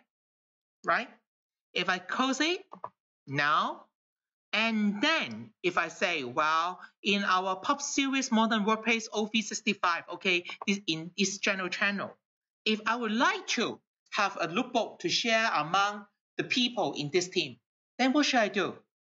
Can you see over here? Okay, in MS Team, we've got not only the files, but also we have a plus sign over here, right? If you click the plus sign over here, see what happens? Over here, it will say, you may create different tab for the team. Let's say, can you see over here? We've got a very, very awesome tab over here, of an icon here. That is OneNote. What does it mean? If I click OneNote, and then over here, then it will ask, okay, do you want to create a notebook to share within this team? If yes, then you may just simply click the create new notebook. If you say, well, I would like to share my own notebook, then what should I do? You may just simply select your notebook over here. Of course, I will suggest you not to share your notebook, because in your own notebook, there will have some confidential information. For example, like your password of the of HSBC or your date of birth, something like that. Okay, if you don't want to expose to other parties, okay, you better keep your notebook, OneNote notebook, okay, confidential. If you would like to create a new one, create a new notebook over here. For example, this one is for O365 tools, just like this. Then click save. See what happened? After I save O365 tools, okay, as I mentioned before, I have already added you to this group, right? Add you to this team, right? I just create an notebook called O365 tools under the general channel, right?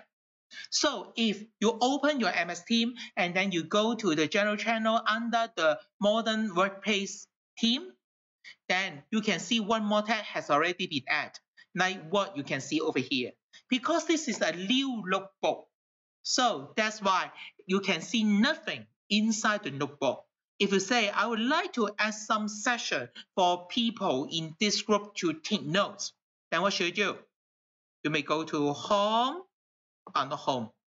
You may just simply click enter over here and then add session. Maybe this one is the lesson 101. And then a new tab, a new session has already been created. And over here, we've got a new page. And this page is new, so that's why it will be named as untitled.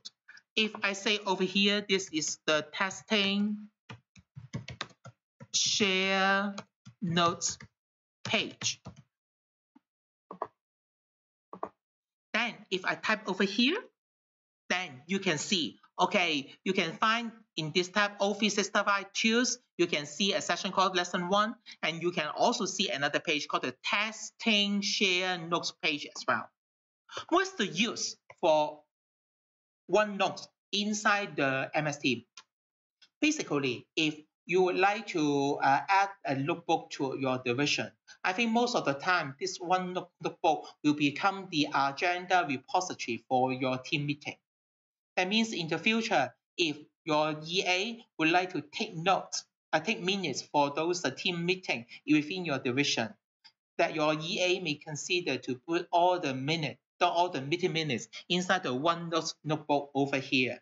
And then every one of you can refer to the notebook over here to remind yourself, okay, what you have already compromised in the meeting. Is it clear?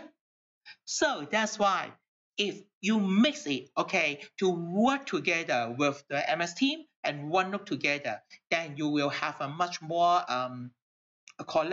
to have a higher productivity as well, because you will save time to have an email to and fro to each other. That means that once the EA has already shared the minute in MS Team, then every one of you can proactively go to the OneDrive, OneNote, okay, and then see what has already discussed in the minute. And also, if your boss, okay, would like to announce something, okay, in the team, and then he is no longer to draft a very comprehensive email and send out to all the team members. He or she may just simply type inside the conversation and then to notify all of you, okay, what he want to do, okay, in the upcoming 1 hour, okay, something like that. This is very good, okay, to make your team work more effectively. Okay? Is it clear? Okay. So another thing that is, if you say, well, David, this is very good, okay. However, another very important thing that is, okay, because what you are saying is, okay, you're always mentioning about OneDrive, right? Can you see at the bottom right corner, can you see OneDrive? Bottom right corner, can you see OneDrive, right? Basically, for OneDrive, what is the OneDrive about? Okay, basically, I have already mentioned so many times, OneDrive, it is a cloud storage area, okay, in the Microsoft server. Okay, all of us, okay, in Li & Fung will have a 1 terabyte storage in the cloud drive, right? So you can upload all your stuff to the cloud drive so that you can access anytime, anywhere, okay, with different devices owned by yourself to access all the business file or your personal file, right? However, how to better use of this cloud drive? Okay, let me tell you. Okay, first thing I would like to mention is about this icon, okay, inside Windows. At the bottom right corner, you can see the cloud drive, the OneDrive icon over here. Basically, this is what I'm saying is the agent, the synchronization agent. What does it mean? Because once you enable this agent, what does it mean? Okay, let me show you. In your file manager, or maybe in your notebook computer, you will find a folder called the OneDrive-Personal in your file manager, right? What does it mean? Basically, this is a local folder. This is a local folder. That means whenever you save some file inside this local folder in your desktop computer, all this file will be synchronized to the cloud drive or in the Microsoft server by the agent at the bottom right corner over here. Is it here? Hello? Is it here? Okay, in your file manager, you can see this folder, OneDrive hyphen Li and Feng, right? Okay, but for David, I have two. One is personal and one is Li and Feng. Because the Li and Feng one is paid by Li and Feng. The one personal is paid by David myself. Because before Li and Feng launched the O365 tools, okay, I have already paid 3 years annual fee, okay, to Microsoft. Okay, so that's why I have another personal account for myself. Okay, now, then what does it mean? That means if you would like to, okay, upload all your file to the cloud drive of in Microsoft Server, okay, you may just simply copy and paste all the files to this folder. Then, is it okay? Then the system will automatically synchronize all your files to the cloud drive.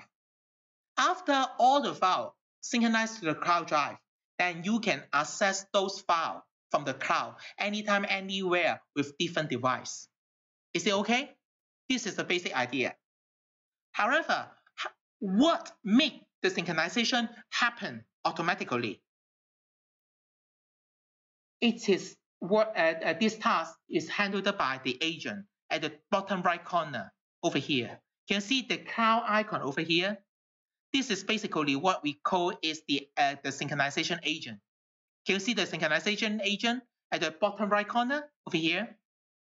If you click the synchronization agent over here, it will show you some information. The first thing that here is, okay, it will show you, okay, what file is just synchronized or maybe just upload to the cloud drive. This is point number one. And point number two is, you see over here, we've got something called more. Can you see over here, it will show you the name of the folder. And here is some detailed setting. But one thing I would like you to bear in mind is this part, is the pause synchronization. Why this part is so important? For example, if you go out, okay, you go out to the to have a cup of coffee in Starbucks, and your computer is connected to the internet, the Wi-Fi connection of Starbucks. If you keep on synchronize all your file, okay, via the Starbucks via Wi-Fi connection, it will bring out two problems. The first thing that is to slow down the internet connectivity of your machine. The second thing is something about the security concern, because we are not suggesting using those public Wi-Fi to synchronize file or transmit some confidential file, okay, related to business. It is not safe. So that's why whenever, if you don't want to do synchronization in those public Wi-Fi, so what should you do? You should better to tell the computer, for example, over here, I would like to pause the synchronization for 8 hours.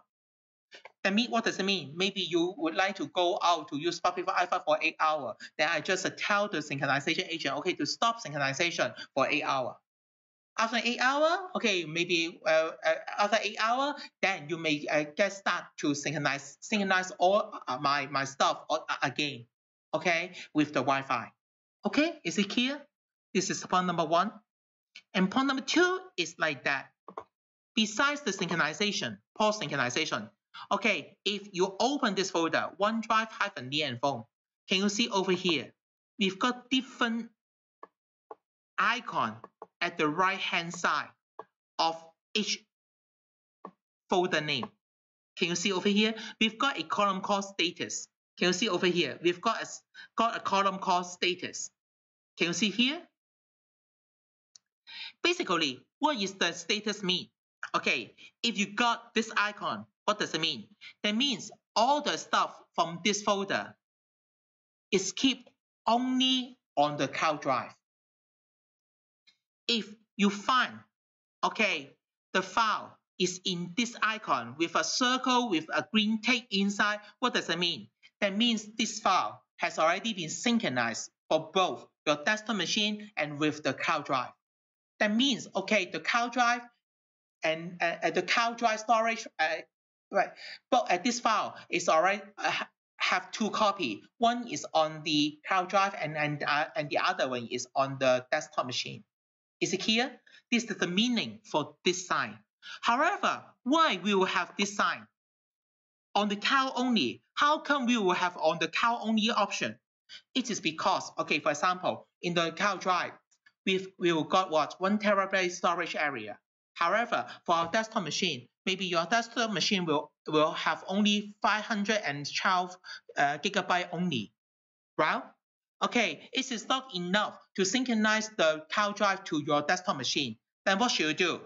You may do something like this. Can you see, for example, this one? Okay, Excel level 04 at 13/07/2017. If I want to keep those files on the cloud drive only, what should I do? I may just right-click this file at this folder, and then over here, we've got an option called the free up space. Can you see here? We've got an option called free up space. What does that mean? That means I will free up the space locally on the desktop machine. That means all the local file will be deleted. And I will still keeping the what? The copy on the cloud drive. That means whenever I would like to access those files on the cloud drive, once I click this folder, and then at that time, the system will download the file, download the file for me at that time. What is the benefit for this operation? The benefit is to save the local storage area for you. However, it also have another defect. That is, okay, it will take time for you to download those very large in size files from the cloud drive to your local machine to open it and to modify it. You need to take into consideration whether or not you would like to solely put it on the cloud drive only, because it is consideration of the storage area of your local machine and the time for download as well. You need to think about it. Okay, save storage area on your machine, then you need to take more time to download the file. If you would like to what? To save time, then you need to use up your desktop computer storage area. This is what very important for you. However, if you find that, wow, David, it is not yet changed the icon like this, how to configure this operation? Let me show you. From here, once you click the agent over here, then click the more. And then over here, you can see something called the setting, right? In the setting, after you click the setting, you can see this dialog box. In the dialog box, click the setting tab page. Okay, this operation, okay, that means, okay, you can keep only the copy on the cloud or synchronize both copy. This feature is called the file on demand. Please bear in mind to click this checkbox in order to enable these features. If you uncheck this button, okay, all the file will be synchronized for both your desktop machine and the cloud drive. Then you can no longer to save your storage space on your desktop machine with the free up space. Is it clear? This is a little bit complicated. However, this is very useful, especially for me, because most of my knee and phone share drive storage area are keeping all my lessons video clips. You know, video clips are very space consuming. If I keep all my video clips on my desktop machine will run out of storage area very, very fast, very quick. However, if I use this feature to free up my desktop machine's area, then I can keep more file, okay, on the cloud drive. Then it will help me to save a lot of storage area. See, this is the very important tips for you. Another thing that is also very important. That is, okay, if you are keeping all your stuff in OneDrive, the reason why I would suggest you to keep all your stuff in OneDrive is like that. Because if my machine is gone, maybe I lose my machine accidentally, what happened? Okay, the most important thing is not the machine itself. You can buy another machine, right? However, the most important thing is those files stored in your machine. So that's why the reason why you keep your file on the cloud drive is like that. Although you lost your machine in travel, in the business trip, you can still access those files, okay, from the cloud drive. This is very important. So when you go back to your desk, okay, make sure to synchronize all your files to your OneDrive. This is very important. Another thing here is like this. Okay, because in the old time, if you would like to send out file for which the file is very large in size, just like this, new file, then you will making use of a one very commonly used features called send big file, right? But now, can you see over here? If you click attach file, okay, now over here from attach file, can you see here? It will have some suggestion for you. What are these suggestions? Basically, these suggestions are those files I just opened before I create this new email.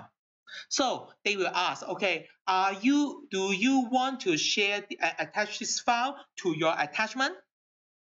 If you find that no, not this file, then what should you do?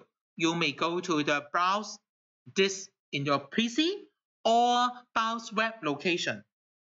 If the beauty for browse web keep all your file on OneDrive is like that, you can use these features. Browse web location. Let's say I would like to attach a file, okay, from my OneDrive, just like this.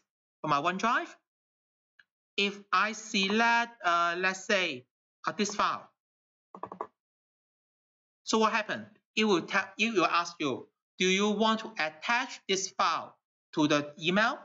Because maybe your attached file, maybe the size is more than 50 gigabyte and megabyte. Then you cannot attach it in the email. So it will suggest you an option called the share link. What's the meaning for share link? Once you click the share link, that means, okay, it will send out the email with the attachment for you. However, this attachment will have what? Have a count on it. What does it mean? That means the true copy of the attachment is not attached with the email. What the receiver will get is only a link. That means when he receives this email and click the file, and then at that time, the system will allow the receiver to download the file directly from your OneDrive. However, one very important thing I need to remind you is here. If you would like to send a file with these features, please click here to make sure the permission you grant to the receiver. Because you're sending out for the receiver, please make sure one thing, that is, for the recipient, that means the recipient, that means the receiver, the recipient of the email, the default setting is the recipient will have the add default function. What does it mean? That means that he or she may edit the source file in your OneDrive. However, if you would like her to download the file only, okay, to have the view permission only, then please bear in mind to click this option, recipient can view only. It is very important because the default setting is can edit. Okay? So please bear in mind, this is very important to you. So at this moment, you may just simply key in the recipient's email address in the text field and then click the send button, then to send out this attachment. Is it clear?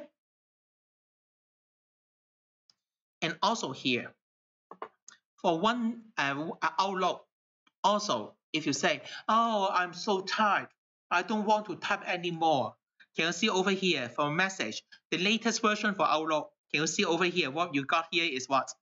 Dictate. Hello, it's David Mann. Nice to meet you.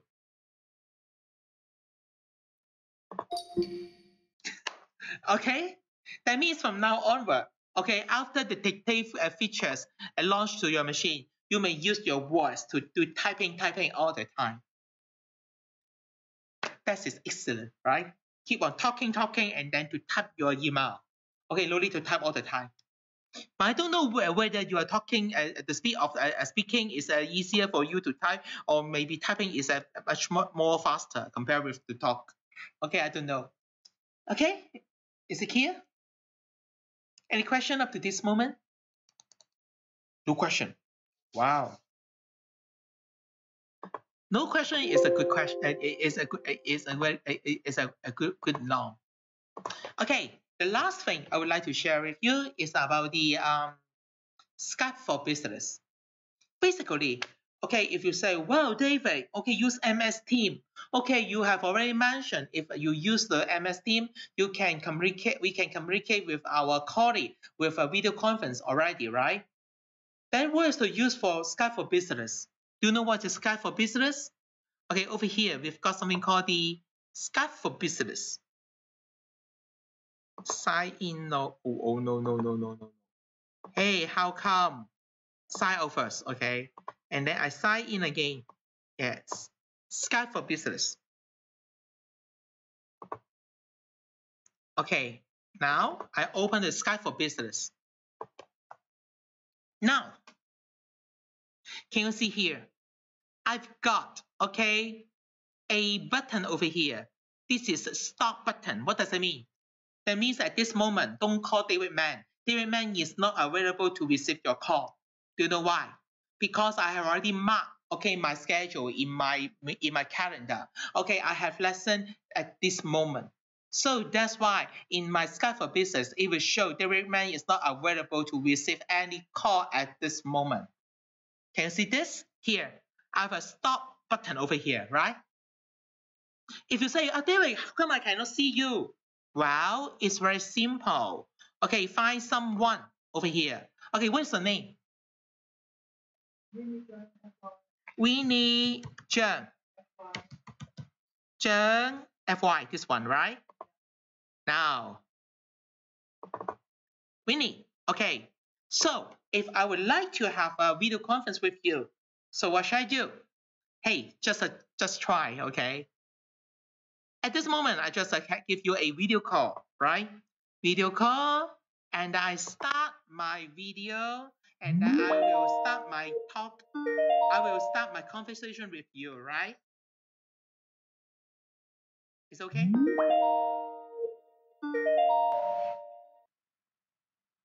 Yeah. Yes, video call. So I mute my microphone first. Please mute your microphone first because I don't want to have so much echo, okay? So, okay, at this moment, that means, okay, I can have a conversation with Winnie, okay, to have the meeting, right? However, use a Skype for Business. What is the benefit for using Skype for Business? The first thing is, okay, now, can you see a button over here? Share content. What does it mean? That means I can share my desktop with Winnie. That means at this moment, what Winnie can see on her screen is my desktop, right? If I say, okay, stop sharing, then we can continue our conversation over here. And also, if you say, well, David, I would like to take a minute for your video conference in Skype. Is it possible? Yes, because for Skype for Business, you can see here, we've got a menu button over here. And then what next to it is something called the start recording. Start recording. Wow, so scary. It means, okay, whenever I have a Skype for Business meeting with other people, I'm so scared that people will record what I'm talking about. I need to pay attention to every word I'm speaking. I'm talking in the meeting, right? So don't be so scared. If somebody else, okay, kickstart a recording button, can you see over here? I think Winnie can also read this button, right? It will show you, okay, somebody else have already kickstarted the meeting, right? So if we keep on talking, that means all the stuff will be recorded. That means in the future, if you would like to, okay, take minutes, okay, for your meeting, it is very simple. Just record the whole meeting. However, if you say record the whole meeting, however, my boss is quite transitional. Okay, he would like to have a typing minute. Then what should I do? Okay, let's see. Okay, what should I do? Over here, stop recording. And then over here, can you see here we've got an option called manage recording. After you click the manage recording, can you see over here? This is the conversation between Winnie Zheng and David Mann. And this one is the conversation between Peter Wall and David Mann. All these are videos, right? If I play the videos, it will show you the video, what I'm doing in the video and conversating in the video, right? So in the later on, if okay, you are quite familiar with these tools, then you may kickstart, okay, to have a meeting, to conduct meeting with your colleague or maybe with your business partner by recording the session. Okay, that means if he or she would like to have the video a minute, you may just simply send he or she the video clip to replace the meeting at the minute. However, you may ask again. However, my boss would like to have a typing meeting. Then what should I do? Should I just listen to what I'm talking about and then type by myself? It is not necessary. Do you know why? Because do remember, in OneNote, we've got something called a what? Dictate. That means you can use the same computer to play the video clip and then enable the dictate features. Then it will automatically to make the typing minute for you. If you don't believe, okay, I just try for you. Okay, I stop the conversation with Windy first. Now, at this moment, okay, I just use a YouTube, okay, to demonstrate. Because over here, I've got the use Google again. Google restaurant. Okay.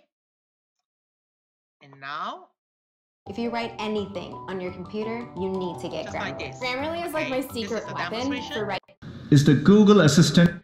Okay. For example, I would like to play the video clip, right? The video clip is put here.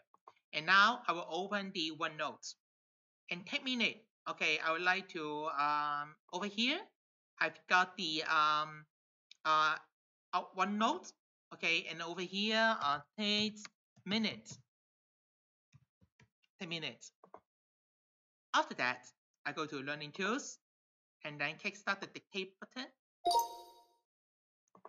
Makes the call seamlessly in the background for you. So what you're going to hear is the Google Assistant actually calling a real salon to schedule the appointment for you. Let's listen.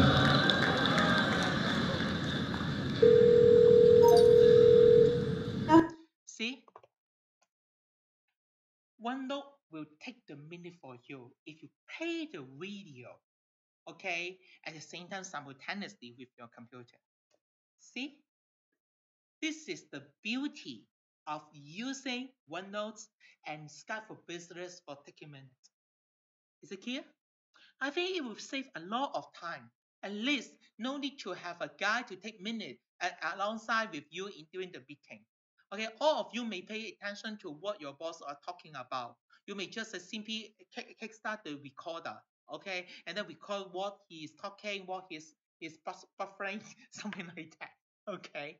Of course, if you say, is it possible to record, okay, what my boss is talking?